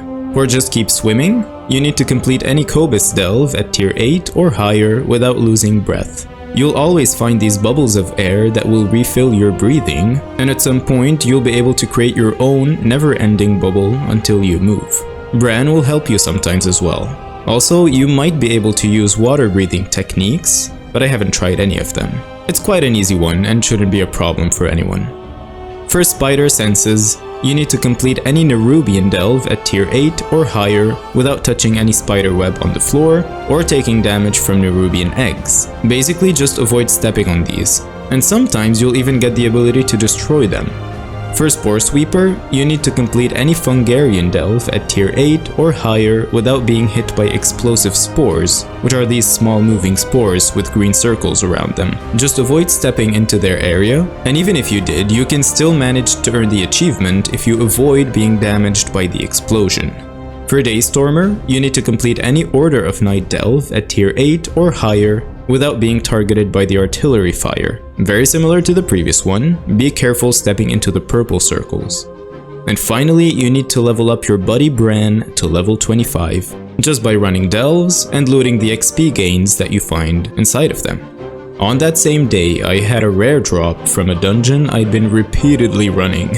I finally looted the Vitreous Stone Drake from Slabhide after 390 attempts. I feel like Slabhide was like, Hey, if that other dragon gave up to you so easily, doesn't mean I will. But I guess I took the challenge and pushed my perseverance and dedication to the maximum and made him succumb to me only after 390 times. So this mount, just like the Drake of the Northwind from the Vortex Pinnacle, can drop in time walking runs of course, and on normal mode. And so you can have as many attempts as you want in a single day. When I first started farming this, I was only running the stone core a couple times a day. I had around 80-ish attempts, and at some point I was like, it's time to get this. And so in only 5 days, I reached 390 attempts. I ran it with one of my monks, cause monks have incredible mobility, just went straight to the boss, ignored the first one, killed him, took the teleporter to the entrance, went out, reset the instance, went back in, over and over, until I hit the hourly lockout, and then switched to another realm and ran it with my rogue, cause they also move fast. I kept switching between these two characters whenever I hit the hourly lockout, and had as many attempts as I could every day until it finally dropped for my monk.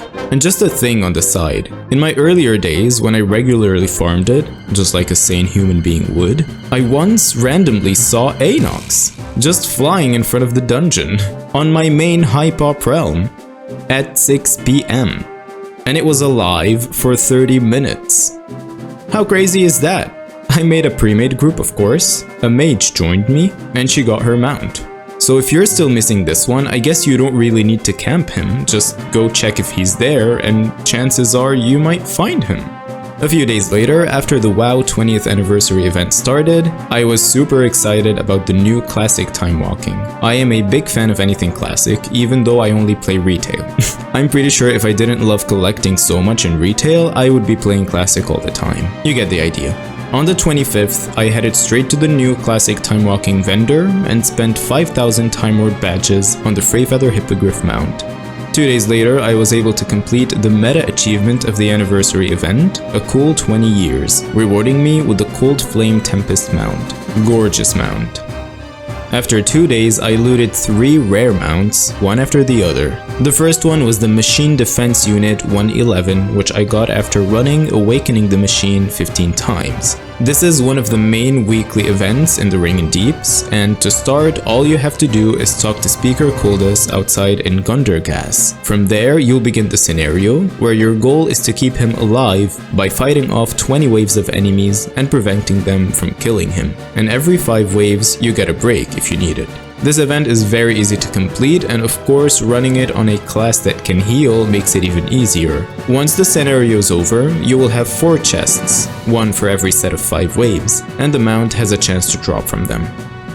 The second mount I got was the Abyss Worm after 104 attempts. Over the past year, I would only run this a few times whenever I remembered, but it wasn't until the last couple of months that I really started pushing to get as many attempts as possible. This mount has a small chance to drop from Mistress Sazine in the Tomb of Sargeras, located on the Broken Shore.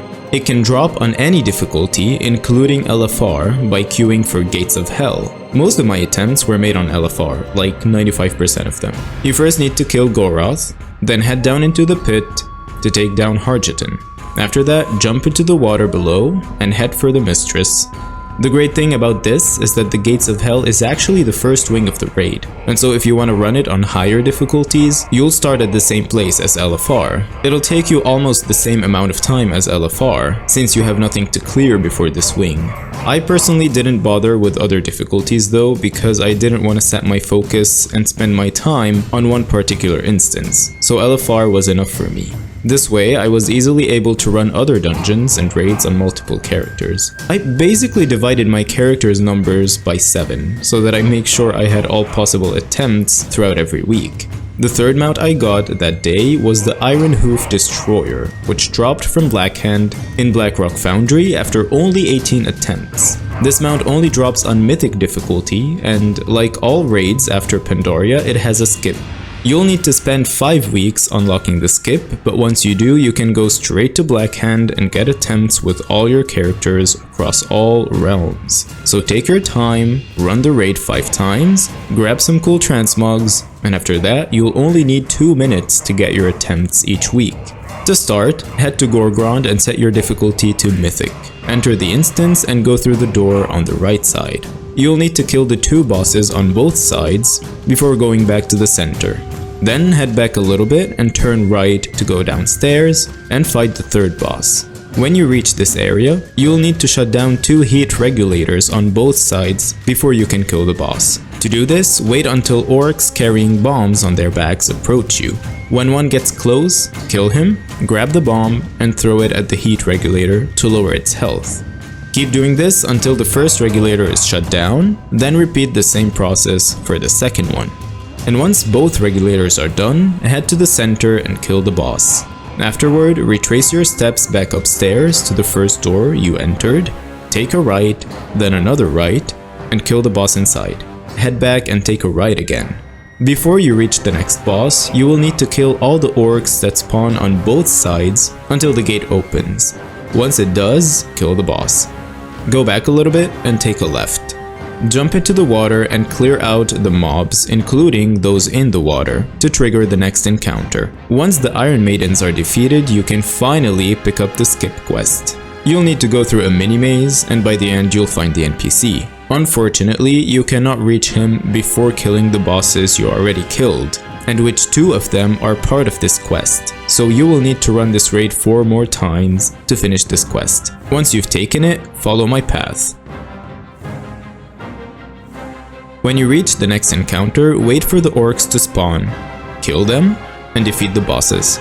After that, move forward to the next boss. Then run back to the left side and enter through the door to kill the final boss before Blackhand. Afterward, keep going forward and re-enter from where you originally entered this wing. Take the elevator, and you'll be back at the entrance of the raid. Now walk through the middle path, and at the end of it, take the elevator to reach Blackhand, and good luck. After 4 weeks, you'll be able to turn in the skip quest to the same NPC who gave it to you. This will unlock the skip, so when you enter the raid, you will be able to click on one of these 2 stones, either on the left or the right side, and the gate will open for you, leading straight to Blackhand. And the last mount I got that month was the first of the 4 BFA Mythic dungeon mounts, Sharkbait. It dropped after 72 attempts. This mount drops from the final boss in the Freehold dungeon, located in Tergard Sound on Mythic difficulty. Running this dungeon is pretty fast. Once you're in, you can skip all the bosses and head straight to the last one and get your attempt.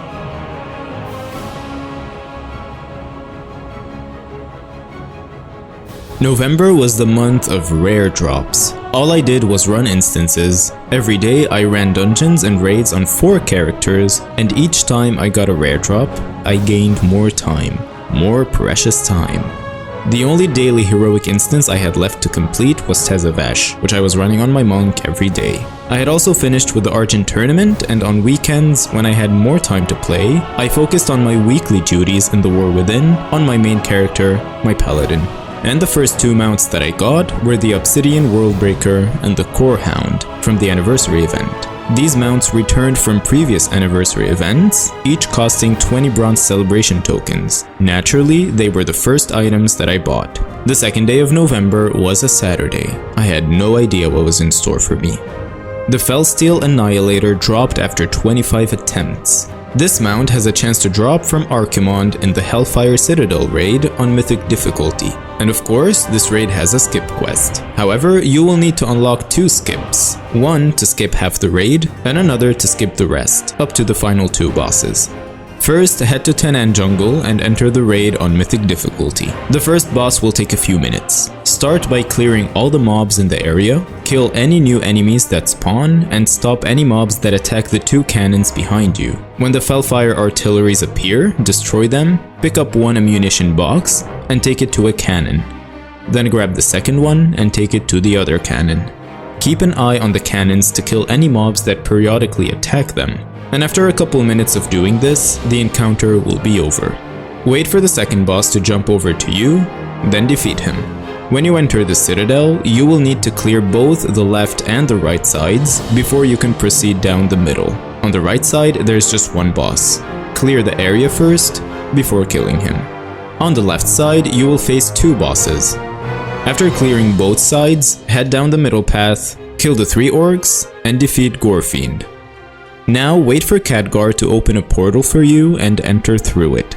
Once you arrive, wait for Khadgar to open the door. Follow him in and you'll be able to pick up your first skip quest, Well of Souls. To finish it, you will need to kill Gorefiend 4 more times, so you'll need to come back 4 more weeks to complete this part. After accepting the quest, leave the room and go through either the red or the green doorway. Both of these wings will lead you to the 3rd doorway. In the green part, kill this guy to open the door, then take a right and kill the next boss. Once he's dead, go back, jump down, kill these 2 mobs, and then kill the next boss. That's it for the green part. Now when you exit this wing, you'll arrive where both the green and the red wing lead you after clearing them. You have 1 boss to kill here. You can either kill it now or at the end of the red wing. Now head to the red door. Kill the 4 NPCs around the boss, then defeat him. Continue moving forward, where you will face a mini-boss who is shielded. To defeat him, you will need to close 4 demonic portals around the room. Once that is done, kill the mini-boss and the door to the next boss will open. Kill that one and then exit through the door that opens. Find your way back to Khadgar, and now you'll have access to the portal. After you land, kill one of the summoners in the area and then defeat Manaroth. Wait for Khadgar to open the final portal, which will allow you to kill Archimond. After you finish the first skip quest, whenever you enter the raid, a mage will appear and open a portal that lets you skip all the bosses up to Gorefiend. And after completing the second skip quest, another mage will open a portal on the right side when you first enter the raid, and this will take you directly to Manaroth. 2 hours later, after looting the Felsteel Annihilator, I got another rare drop on the same character. None other than Mimirin's head was waiting for me in the Titan's cache. I wish I could make you listen to my reaction unmuted, but it's way too embarrassing. Yeah, that's all I'm gonna say.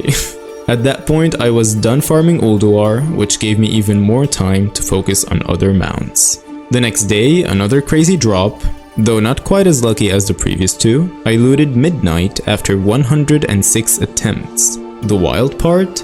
The mount dropped for me at midnight. This could be the secret to earning this mount. Who knows? This mount is a rare drop from Atumen the Huntsman in the Return to Karazhan dungeon on Mythic difficulty. To get there, you can either fly to Deadwind Pass or take the Karazhan portal in Legion Dalaran. Set the difficulty to Mythic and enter. Follow my path to the first boss. The encounter here changes every week, and some encounters might be bugged, preventing you from progressing. If that happens, you will need to either use your Hearthstone to leave, or reset the fight if you can escape combat. I found the best way to avoid this bug is to kill the ads before you kill the boss. Once the encounter is over, follow me into the stables.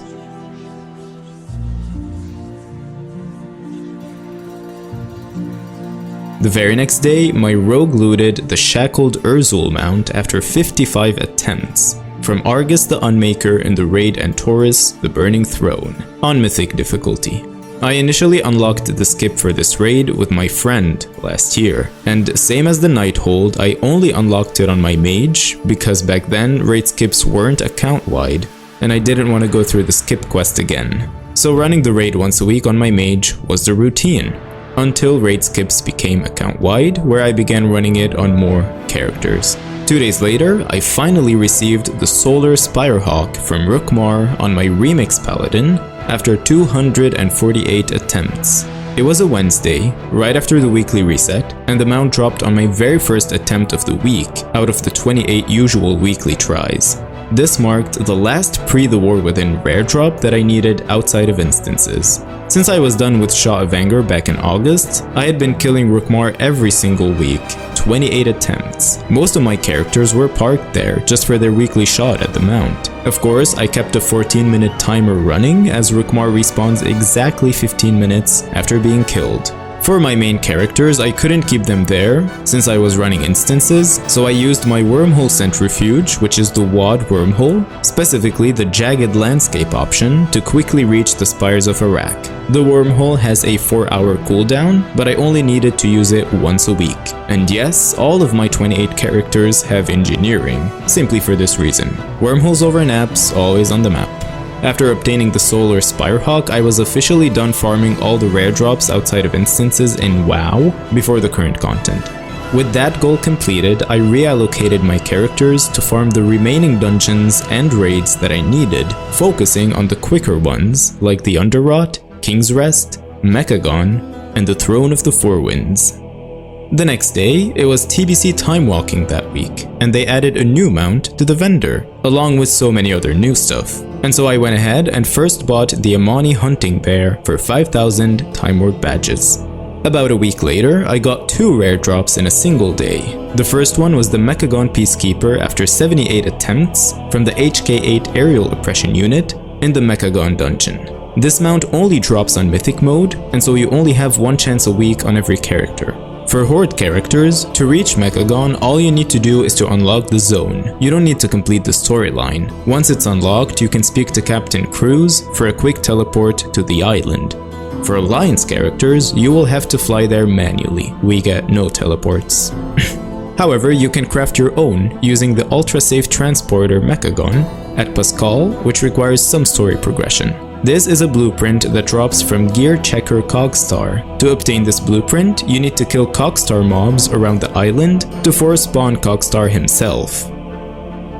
Once in the dungeon, you will need to defeat 3 bosses before reaching the 4th. Make sure you don't trigger hard mode, which makes the encounter much more difficult to complete. All you need to do is kill at least one of the 3 bosses without having the oppression unit hovering above them, and you will immediately fail the hard mode. After you've cleared the first 3, you will reach the 4th boss. First, take down the Tank Buster, then head to charge the station. Just be careful not to touch anything electric. Once that is done, take down the final boss, and hopefully you'll be rewarded with the mount. Getting this mount marked the last and final one that I needed from the Mechagon content. The second mount I got was the Drake of the Southwind after 101 attempts. It drops from Alakir, the second and final boss of the Cataclysm raid, Throne of the Four Winds. Getting attempts on this mount is really quick. To get there, head to Uldum. It doesn't matter which version you're in, as you can enter the raid even in the BFA timeline. The difficulty also doesn't matter, as the mount can drop on both normal and heroic modes. For the first encounter, you will need to defeat the 3 lords of the West, North, and East Winds, and after that, take on Alakir, who has a chance to drop the mount. On the 14th, I received 2 mounts as a Twitch drop for the anniversary event, the Blackrock Warsaber and the Kaldarai Warwolf. Both of these mounts can be used by both factions. On that same day, I got another rare mount, the Tomb Stalker, dropping after 81 attempts. This mount has a chance to drop from the last boss of the King's Rest dungeon in Zuldazar on Mythic difficulty. It's a pretty straightforward run, just defeat all the bosses, and after the 3rd encounter, head back, take a left, and you'll find the last boss. The next day, I downloaded Hearthstone for the first time in my life, knowing that I could unlock Sarge's tail quite easily. And as soon as I opened the game, I was surprised to receive the Fiery Hearthsteed. I knew about this mount when it was added back in March, but since I took a break back then, I couldn't get it, and when I came back, I kinda forgot about it, and so it was a nice surprise to receive it. The following day, I got Sarge's Tail. This mount is really easy to get. You don't even need to know how to play Hearthstone. You just need about 20 minutes and you will get it. After you enter the game, you need to play the Mercenaries mode. If the option to pick a mode is grayed out, you need to skip Apprentice from your settings first. After that, you'll be able to pick Mercenaries mode. Here you'll have to play and win these 5 games. They're very easy and the game will teach you exactly what to do. This shouldn't take you more than 10 to 15 minutes. After that, click on the workshop and build your tavern. Just follow whatever the game tells you to do, and after that you'll build your campfire, and then the travel point. After that is built, click on it, and it'll have the barons picked already. So just click on choose, choose again, click on your party, then choose, and that's it. You will immediately receive your mount in-game. On the 17th, I finally completed the Argent tournament, unlocking a total of 15 mounts to collect. When I first had the chance to buy one, the previous month, I went ahead and did so. However, I later decided to continue grinding for the remaining 14 mounts and purchase them all at once. I did this grind on 3 characters, and thanks to this method, I was able to collect all the mounts in just 1 month and a half. The way this works, you start by heading to the Argent tournament in Northrend Icecrown, pick up the quest called the Argent tournament, and begin completing all the available quests. As you progress, you will unlock more daily quests, which reward you with champions seals, the currency that you need to buy various cosmetics, including the mounts. It's also worth noting that each mount you purchase automatically unlocks its counterpart for the other faction. The maximum number of seals you can earn on a single character in one day is 17. 10 from daily quests, 4 from champions purses, which you receive from daily quests, and 3 from completing the Trial of the Champion dungeon on heroic mode. Keep in mind that you won't earn the full 17 seals per day right from the start, as you unlock more daily quests over time. And please remember, always choose the Champion's Purse when it's an option. These purses give you 1 seal each, and so you will get 4 every day. For the dungeon, once you enter, equip the lance, mount up, and speak to the NPC to begin. Right after speaking to him, you can dismiss the mount and save time by killing the enemies yourself. There are 3 encounters, and once they're completed, you're done for the day. As I stated, I did all of this on 3 characters, all of which were mages, and had their hearthstones set to the Argent tournament to save travel time. On average, I earned 51 seals per day across all 3 characters. In addition to the daily quests, you will encounter race-specific dailies. These quests don't reward champion seals, but they give you the right to represent those races. By completing these dailies, you will gain access to these races' vendors. Unlocking all of the race vendors will take about 3 weeks, since you can earn the right to represent one race at a time. For example, if you're a human and you start doing the Dwarven dailies, after a few days you will unlock their vendor and have the option to pick the next race to represent. However, with the warband system, you can now send your champion seals to your alts of different races and buy whatever you want from that character's race vendor. This gives you instant access to their mounts without having to complete any quests on that alt. But why bother unlocking the race vendors on your main character? The answer is simple. 2 of the mounts require you to achieve Exalted Argent Champion of the Alliance or of the Horde. This achievement will grant you the title Crusader, and the vendor that sells those 2 mounts won't unlock until you've earned the achievement. It's important to note that one of these mounts is exclusive to paladins, so once you complete the achievement, you can bring your paladin to the vendor, even if you earned the achievement on a different character, and buy his mount. To earn the Exalted Argent Champion achievement, first you need to complete the dailies for each faction to earn the right to represent them. This will take about 3 weeks, as I've stated. Second, reaching Exalted with the Alliance factions was easy for me. I purchased all the factions' tabards and ran the Botanica dungeon in Outland repeatedly. It's a great dungeon for rep farming because it has tons of trash mobs and 5 bosses. And on top of that, after killing the last boss, you won't need to run back to the entrance. I did 1 faction per day and it didn't take much time, especially since I had several reputation buffs active at the same time. And third, for the Argent Crusade reputation, there's a daily quest where you pay 10 gold to gain some rep. I reached about 85% of Revered just by completing this one every day, but at some point I grew impatient, and so I purchased the Argent Crusade tabard from their quartermaster at this spot, and equipped it while running the Pit of Sauron dungeon. This allowed me to hit Exalted quickly. Lastly, there are 2 additional mounts you can purchase by reaching Exalted with either the Silver Covenant for Alliance or the Sunreavers for Horde. Fortunately though, you will definitely reach Exalted with these factions just by doing the daily quests at the Argent Tournament, so you don't need to worry about them. In total, you will need 1,125 champion seals to buy all the mounts. It felt very satisfying to finally take a break from the Argent Tournament, and I know that one day when I have nothing else to do, I will return to it to collect all the other cosmetics I left behind. Later that day, I bought 2 mounts from the War Within Renown vendors. I hit Renown 18 with the Council of Dornegal, and so I went and bought the Shale Ramolith for 8,125 Resonance Crystals. After that, I reached Renown 19 with the Assembly of the Deeps and bought the Crimson Mudnose for the same amount. For the Renown, I was basically doing all the available weeklies in all the zones every weekend on my main. That's pretty much it.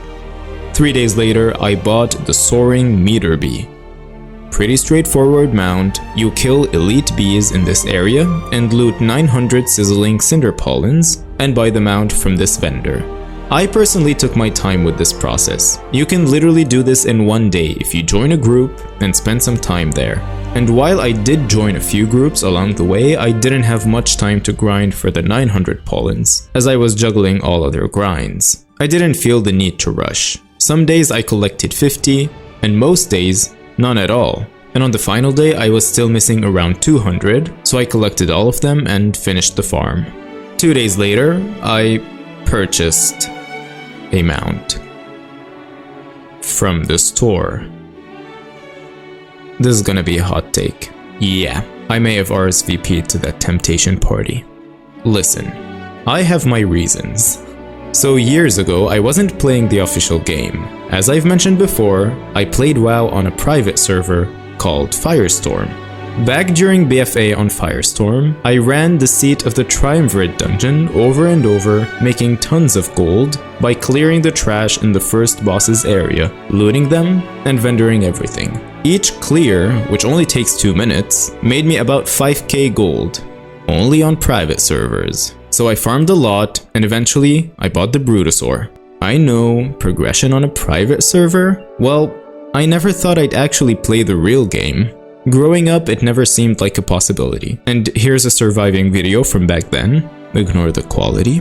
I filmed it cause I encountered a bug, where I shifted to flight form, but the Brutosaur stayed there as a visual bug. But anyway, the point is, I got so used to having the Brutosaur with me, and then after finally purchasing the real game in Dragonflight, I realized that getting it was practically impossible. I knew it rarely appeared on the black market, and I also knew that one day I'd be able to buy it, even if it took me 5 years. So I tried to save up some gold as much as I could, keeping the Brutosaur in the back of my mind. I needed to reach 10 million gold eventually. Then one day, the Gilded Brutosaur went live.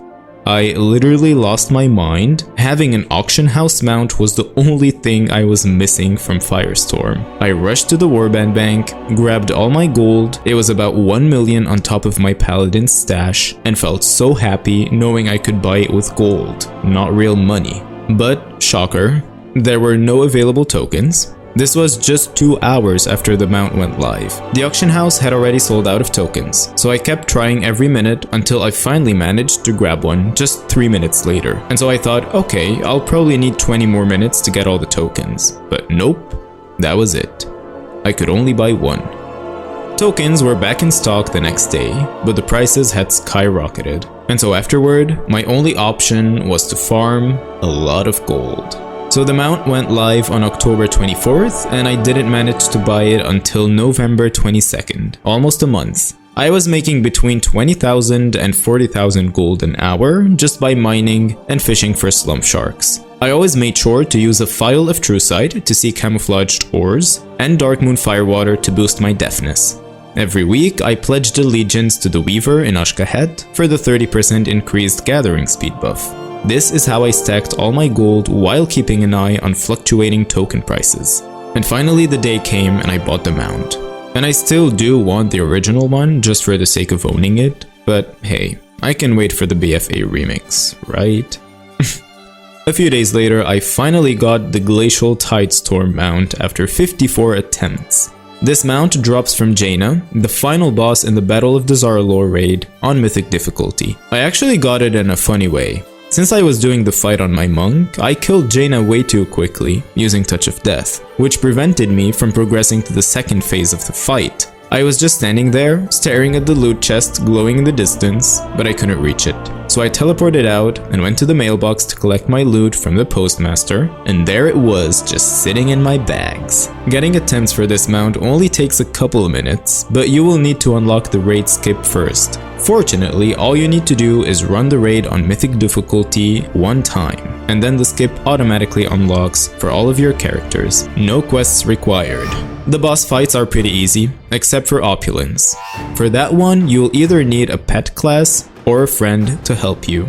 The encounter begins with these two NPCs on opposite sides of the room. You need to attack one and keep moving forward with it, making turns until you reach the boss, where you nuke him down and finish the fight. But once you start attacking one, the other will come at you, and if it leaves its room, the fight will reset. The solution? Keep the second NPC distracted, either with a pet or another player. One last tip. Take your time killing the construct. If you kill it too quickly, it will take you longer to reach the boss, which will cause the boss to emerge earlier and approach you. And if the boss reaches the edge of his room, the fight will reset, and you'll have to start over. Later that same day, I created my Earthen Paladin, Moistrock. The moment he was born, I received the Earthen Ordnance Ramolith mount, which can only be mounted by Earthen Paladins. But Moistrock's journey was far from over. He would go on to play a crucial role in an even bigger, much grander project the following months. 2 days later, I unsuccessfully crafted a prototype fleet pod at the Protoform Synthesis. Jokes aside, this mount is pretty much a failure. It moves as slow as running speed. The schematic is actually found in one of the Locust Shift rooms, but to first unlock that room, head to this spot in Zereth Mortis, and on this wall, right on top of this diamond shape, you will find the arrangement for that room. Click it, and that will grant you access to the room. Then collect 60 cosmic energy and use the Locust Shift to travel to the interior Locust. From there, use the Locust Shift at the back of the room to get to the Camber Alcove. Once you're inside, you will see an inert prototype. Click on it to take control. I can't do this myself anymore because I've already completed it, but it's really simple. Alongside these dust piles, you will see small light rings on the floor. Your goal is to pass through 5 of the rings while avoiding the dust piles. Once you finish, the schematic will appear for you to pick up on the floor right here. To craft the mount, you will need 300 Genesis Motes, 1 Helicid Lattice, and 1 Tools of Incomprehensible. This item is a rare drop from Leovim, a boss in the Sepulchre of the First One's raid. Thankfully, it can drop on LFR, and after months of trying to get it to drop from LFR, and sometimes on normal, it finally dropped for me on that fateful day. If you want to queue up to kill this boss, you need to queue for the Cornerstone of Creation wing of the raid. There, you'll have to defeat 2 bosses before reaching him. That same day, I reached Renown 22 with the Severed Threads in Ashkahet, and I went and bought the Ferocious Jaw Crawler for 2,815 cash. And then 2 days later, I reached Renown 21 with the Hallowfall Arathi, and so I went to the Renown vendor and I bought the final mount of November, which was the Vermilion Imperial Lynx for 8,125 Resonance Crystals.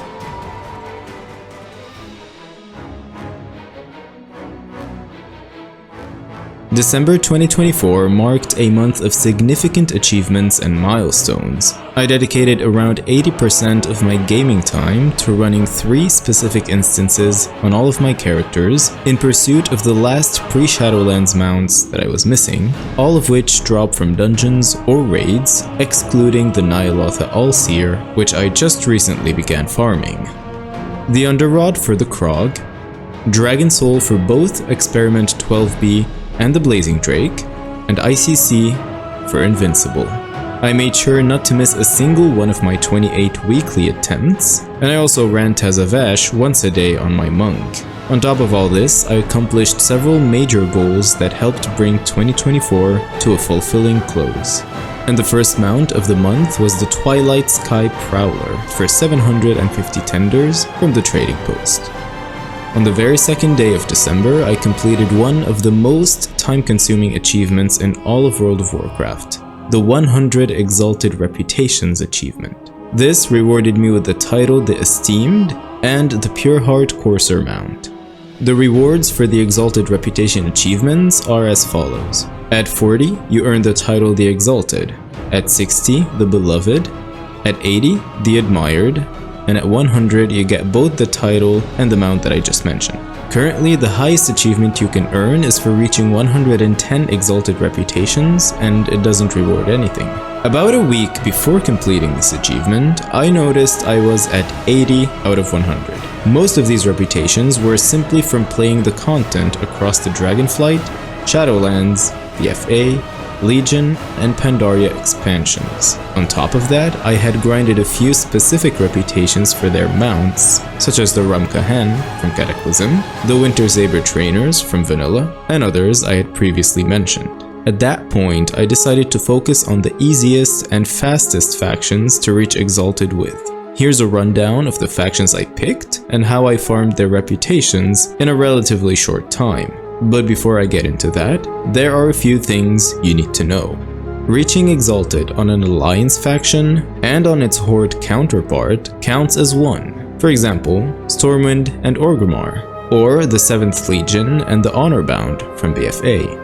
Factions that are opposed to each other also count as one if you reach Exalted with both of them, like the Frenzy Heart tribe and the Oracles in Sholazar Basin.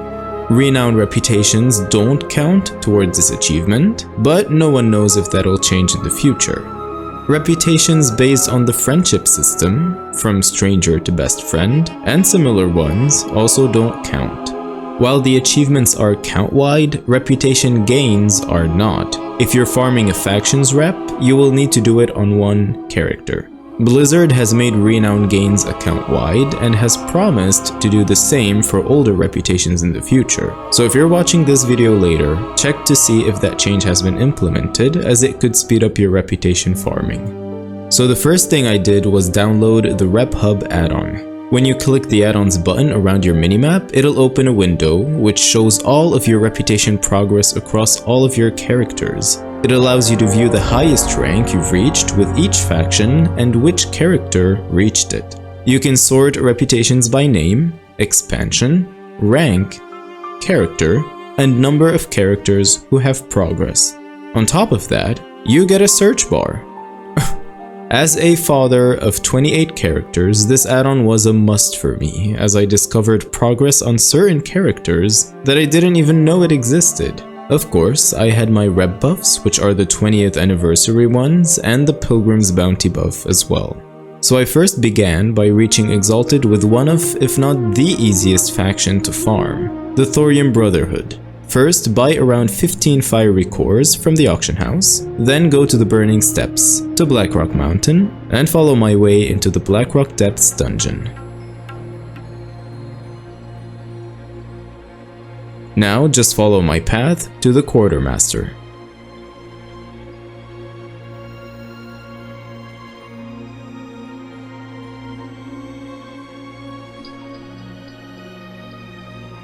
All you need to do is hand in the items and you will get to Exalted. You actually have several items as options to hand in, but I found the fiery cores the cheapest. Also, you might need more than 15, as I had all of those rep buffs active. 81 out of 100. Next, I visited the new classic time walking vendor in Teneris, and which, now that the 20th anniversary event is over, you will find him in your capital city. So I transferred all my Time Lord badges from all of my characters to my Death Knight. I had around 24k, and then bought reputation tokens for various vanilla factions. Each token costs 50 badges and grants 500 reputation, but with my buffs, it gave 650 instead. And so I reached Exalted with the Argent Dawn, which I had already reached Revered when I was farming for Valiance. Now you know why I brought my DK. Followed by the Zandalar tribe, Hydraxian Waterlords, the Brood of Nosdormu, which is a bit annoying considering you start at hated rank, and so you need to gain much more reputation than the others, and finally the Timbermaw Hold faction, 86 out of 100. And then I remembered, I had looted several medallions of the Legion from the 4 same Tanan jungle rares that I was farming over and over back in September, and which can drop the rattling iron cages. I kept them in my warband bank so that I used them whenever I wanted to start playing the WoD content. These medallions grant reputation with all of the Draenor factions, so I used all 12 that I had and then bought 21 more from the auction house for around 66k gold in order to get to Exalted. It is a lot of gold, but regardless I bought them since farming this amount of gold only takes 2 to 3 hours, while farming those reputations traditionally would have taken me weeks. So I went back to Ashran and used the medallions, reaching Exalted with all 7 Draenor factions. 93 out of 100. After that, I took my mage on my low pop realm to farm the Honor Hold reputation. For some reason, she was already revered with them, probably from leveling. The Horde equivalent faction is Thrallmar. To earn reputation, you just need to run the 3 dungeons in Hellfire Peninsula on Heroic. No tabards needed, just kill the trash and the bosses. Also, don't forget the quests at the beginning of the dungeons, as they also give good amount of rep. You could also do the quests from your questing hub, but that would definitely take more time. Also, it's worth noting the Shattered Halls dungeon is the only one of these 3 that gives rep on normal mode as well, but you will get a little bit less than you would on Heroic. So if you want to grind it all in a single day, you can run this one over and over. But after you reach the end, you'll have to walk all the way back to the beginning of the dungeon. And so what I did, as a mage, was teleport to Shatrath and skyride my way there, which barely takes any time. 94 out of 100. Next up, I decided to start farming some Cataclysm reputations. While I could have waited for Cataclysm Time Walking Week, which gives 50% bonus rep with the catafactions, I was a bit impatient. I began with the Earthen Ring. I needed to hit friendly first to buy their tabard, and so I started the quests in Deephold, hit friendly in like 10 minutes, and then moved to Vashir, bought the tabard from the Quartermaster, and from there, I ran heroic Cataclysm dungeons and killed everything in my path. You can also run the Pandaria dungeons to gain rep with the Cataclysm faction if you're wearing its tabard. 95 out of 100. Then, Wrath Time Walking Week began, which gave me 50% increased rep with all Wrath factions, but I was only missing a couple ones. The first was the Kirin Tor. Mages start at friendly with the Kirin Tor, which made this even faster. So I bought their tabard and ran a few Wrath dungeons on Heroic. 96 out of 100. The second faction I worked on was the Knights of the Ebon Blade. My Death Knight was already friendly with them because questing in the Death Knight's starting zone will get that character to friendly with them. But I had to do a few quests first to unlock this faction's hub and its quartermaster in Icecrown. First, find your faction's ship that's flying around in Icecrown to take the starting quest. For Alliance, take It's All Fun and Games from Thessarian, and for Hordes, take the same quest from Kultira Deathweaver. You will have a few quests that shouldn't take more than 10 minutes to unlock the hub. If you're already friendly, grab the tabard, and if you're not, you will have to do a few more quests first. 97 of 100. And this is where Moist Rock's story continues. I decided to gain rep with a faction while leveling him up. The Tranquillian is a small horde faction exclusive to the Ghostlands, added of course in TBC. You basically just need to do all the quests there to gain reputation. Of course, I had my anniversary buffs up, Pilgrim's Bounty was still running, and it was a nice surprise that I found a bountiful table in the questing hub. And so every hour after the buff vanished, I recharged it. Now, I hit Exalted right at the end of the entire quest lines, with all of my rep buffs on. Literally at the end of it. And so if you're farming this and you're buffless and still needed more rep, there's these repeatable quests that you will unlock at some point, where you need to hand in items that you can farm from the undead along the Death Scar, which are also tradable, so you can buy them from the auction house as well. 98 of 100. Next up, I went for the Wildhammer clan, another Cataclysm faction. The Horde's counterpart is the Dragon Maw clan. Just go to Thundermar if you're Alliance or Blood Gulch if you're Horde, and just do the quests there until you hit friendly. Now when I did it, I didn't know. so I picked up the starting quest for Twilight Highlands, which took me around half an hour to get to friendly because the first few quest lines don't reward reputation with these factions. So after you hit friendly, visit your faction's quartermaster and buy the tabard, and same as the previous ones, run either Cataclysm dungeons or Pandaria ones on heroic until you hit exalted, 99 of 100. And the final reputation that I grinded was the Guardians of Hyjal. Basically, do all the quests in Mount Hyjal and you will gain reputation with this faction. After hitting friendly, you can buy the tabard and start running dungeons. Now, with this faction, I gave my patience a chance and didn't rush my way to exalted. I didn't wear their tabard and didn't run any dungeon. The reason is that I started working on the achievement The Molten Front Offensive, which would eventually reward me with the Flameword Hippogriff. This achievement takes roughly a month to complete, and it's all based on doing dailies. And these dailies give reputation with this faction as well. And so after I unlocked the Molten Front, and after a few days of doing the dailies, I got to Exalted and earned my mount and my title. I'll discuss the Molten Front more when we get to the mounts section. 2 days later, I managed to acquire 5 mounts within just 1 hour, all of which were reputation mounts from the War Within. It was a Wednesday, meaning everything had just reset. I was at Renown 22 with all of the factions, except the Council of Dornegal, where I was at Renown 21. To boost my reputation, I killed some rares on the Isle of Dorn, which helped me hit Renown 22. The rares in the War Within grant significant chunks of reputation, once per account, every week. After that, I joined the theater event for more progress, and I still needed a bit more, so I took the dungeon weekly quest from Dornegal. I ran it as a follower dungeon, which only took about 13 minutes, and before turning in the quest, I selected the Council of Dornegal as my rep reward, bringing me to Renown 23. This unlocked the Smoldering Cinderbee, which I immediately bought for 11,375 resonance crystals. Next, I headed to the Ring in Deeps, and I only needed a little bit to reach Renown 23. To finish it off, I picked up the weekly quest, Rolling Down in the Deeps, which requires collecting 10 odd globs of wax. These can be looted from disturbed earths scattered throughout the 4 zones, and so I decided to go and farm the other 2 reputations while collecting disturbed earths in Hallowfall and Ashkahet. In Hallowfall, I completed the Spreading the Light weekly, but I still needed a bit more, so I killed a couple of rares, which pushed me to Renown 23 with the Hallowfall Arathi faction. I then visited the Renown vendor and bought the Shackled Shadow mount for 11,375 resonance crystals. Then I went to Ashkahet, grabbed the weekly quest, and made a pact with the Weaver, as I was so close to maxing out my reputation with him. I completed 5 world quests, which is enough to finish the weekly, and after turning it in, I hit Renown 23 with the Severed Threads, and at the same time, I surpassed the Conspirator rank with the Weaver. This unlocked 2 mounts for purchase.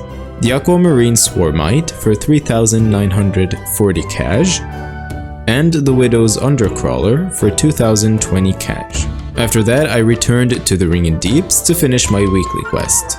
Upon turning it in, I hit Renown 23 with the Assembly of Deeps, which allowed me to purchase the Cyan Glowmite for 11,375 resonance crystals. At that point, the only reputation mounts I still needed were the other 2 spiders from the General and the Vizier in Ashkahet. A few days later, I finally looted the Cartel Master's Gear Glider from Solia after 59 attempts in Tazavesh. Every single day, as I already mentioned, I spent around 10 minutes running the dungeon on Heroic, one-shotting Solia with my monk until it finally dropped. That marked the last time I ever had to visit that dungeon. About a week later, after countless runs, the Experiment 12B dropped from Altraxian after 128 attempts on one of my mages. While it was definitely satisfying to finally see it drop, it didn't actually save me any time. I still had to complete the entire raid as I was still missing the Blazing Drake, meaning the grind wasn't over yet. 3 days later, I finally crafted my last and final mount at the Protoform Synthesis, the Prototype Leaper. This mount requires the Tools of Incomprehensible, which drops from the boss Leovim and the Sepulchre of the First One's raid. While it took me nearly a year for the first tools to drop, the second one dropped only 2 weeks after the first one. I've noticed this in WoW. Sometimes you spend ages farming something, but once you finally get it, farming it again seems to go much faster. Kinda like the 3 Necroray eggs that I got. It's almost as if the game wants to test your patience, and once you prove you're up for the challenge, it rewards you with generosity, more or less. 4 days later, patch 11.0.7 was released, and just like every day, I logged in, but this time, I was greeted with a wonderful surprise. I checked the newly added meta achievement for BFA, a farewell to arms, and was thrilled to notice that several of the achievements I had been working on were already completed. Many of these had been made easier, and some were even removed entirely. I only needed to run the Uldir and the Eternal Palace raids. And so after I did that, I finished the achievement and earned the highly anticipated mount, Jani. When this was first announced, weeks before the patch dropped, I immediately began working toward it. Much like the Shadowlands meta achievement, I was already partway through many of the tasks, but there was still a lot left to do. If you want to go after it yourself, you will need at least 2 characters, 1 on each faction, since some achievements require faction-specific requirements. You will be tackling a variety of achievements, including running the BFA dungeons and raids on different difficulties, completing the achievement I'm on Island Time, which requires finishing zone-specific achievements across all the 6 main BFA zones. This rewards you with the Honeyback Hive Mother mount. I was surprised when I found it in my journal, as I had completely forgotten reading about it weeks prior. And here I have a couple tips for you. For the Truffles achievement in Stormsong Valley, if you want to avoid buying truffles from the auction house, as they can be quite expensive, you can reduce your graphics settings to the minimum, which will make the truffles easier to spot.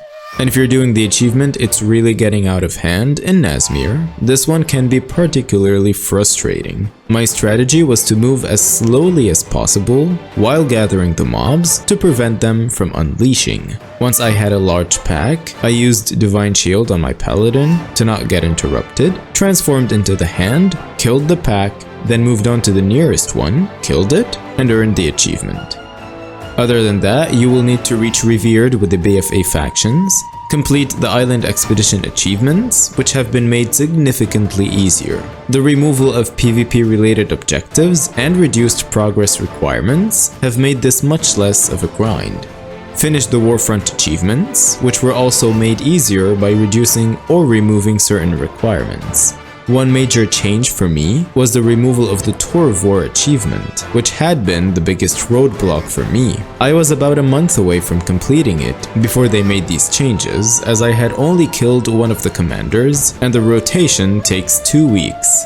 Then you need to complete the meta achievements for Nazjatar and Mechagon, both of which I finished last year. These reward you with the mounts, Snapback Scuttler, and the Mechacycle Model W. Finish the achievements related to the N'Zoth assaults, complete Through the Depths of Visions, which revolves around the horrific visions and rewards you with the Black Serpent of N'Zoth mount. Complete the few achievements tied to the Heart of Azeroth, finish 4 of the transmog related collecting achievements, and finally, don't forget to spread some love to all of the adorable tiny creatures of BFA. Johnny's such an awesome mount, and since it's a Loa, you actually turn into them. And of course, as obvious as it is, they hold your weapons. My only complaint is the swimming animation. Please, just fix this. Next up, I bought the Broodling of Sinestra from the Cataclysm Timewalking vendor for 5,000 badges. So obviously, Cataclysm Timewalking was active that week. But it wasn't until Sunday the 22nd that I remembered they'd recently added this mount. Honestly, it's the laziest recolor in the game. It's as if the Twilight Drake and the Twilight Avenger had a baby, and it's still hard to spot the difference. But whatever, I'll take it. However, the game definitely made it up for me. On that same day, a new Island Expeditions mount dropped for me at the end of a run. Squawks after 213 attempts. It totally made my day. The island I was running was packed with pirates, so I made sure to kill every last one of them and loot all of their treasures to increase the chances. Squawks is a cool green recolor of shark bait that drops from Freehold. And now, with this mount, I'm almost done with my island expedition runs, as I only need 3 of the 9 rare drops from this content. On the 23rd, I completed the Ashkahet weekly after choosing the Pact with the Vizier, which made me reach Conspirator reputation, or rank 8 out of 9. This allowed me to purchase the Royal Court Undercrawler for 2020 cash. This was the second of the 3 spider mounts I had acquired by hitting rank 8 with one of the 3 leaders. I then quickly finished the weekly dungeon quest from Durnagal by joining a follower dungeon, and as a reputation reward I chose the General, which got me to rank 8 with him. With that, I went back to Ashkahet and bought the Heritage Undercrawler. This was the last and the final mount that I needed from reputations and renowns in the game, so far. The final 2 mounts that I got in 2024 and in this entire video were quite special. The first one was the Flameward Hippogriff, the reward for completing the achievement The Molten Front Offensive. This achievement requires about a month's worth of daily quests, assuming you complete them every single day. To start, you will first need to finish the first 6 chapters of the Mount Hyjal storyline. After completing the 3rd quest, in the 7th chapter, you will unlock the quest Guardians of Hyjal Firelands Invasion. This quest kicks off the chain that eventually unlocks the Molten Front zone. At this point, you can safely stop progressing through Mount Hyjal's main story and focus solely on the Molten Front quests. As you advance, you will unlock daily quests that reward you with marks of the World Tree. You will need a certain number of this currency to complete the one-time quests that get unlocked progressively, each taking several days to finish. Each of these quests ties into specific steps of the achievement. Every day, you'll have dailies both outside of the Molten Front and within it. Over time, more daily quests will unlock in the Molten Front itself, speeding up the process. The last step for me was saving Anran Shadowseeker, an NPC found underground in the Furnace Zone. Every day, General Teldris Moonfall will have 2 dailies to offer, either the Forlorn Spire or Into the Fire. The first one unlocks dailies at the Forlorn Spire, while the second in the Furnace. You can only select one of these 2 zones per day. So to save Anran, you will need to pick Into the Fire, which grants access to the Furnace and allows you to complete the achievement. And lastly, on December 29th of 2024, I earned my last and final mount of the year, none other than Invincible. Arguably the most famous and renowned mount in all of World of Warcraft. After 220 attempts, this legendary mount finally dropped for me, and what makes this moment even more special is that it dropped for my Death Knight, which felt like the perfect twist of fate. Invincible was Arthas's personal mount before he became the Lich King, and the horse was then slain and raised from the dead, bound to the Lich King's dark power. To get this mount on my Death Knight felt like the ultimate conclusion to 2024.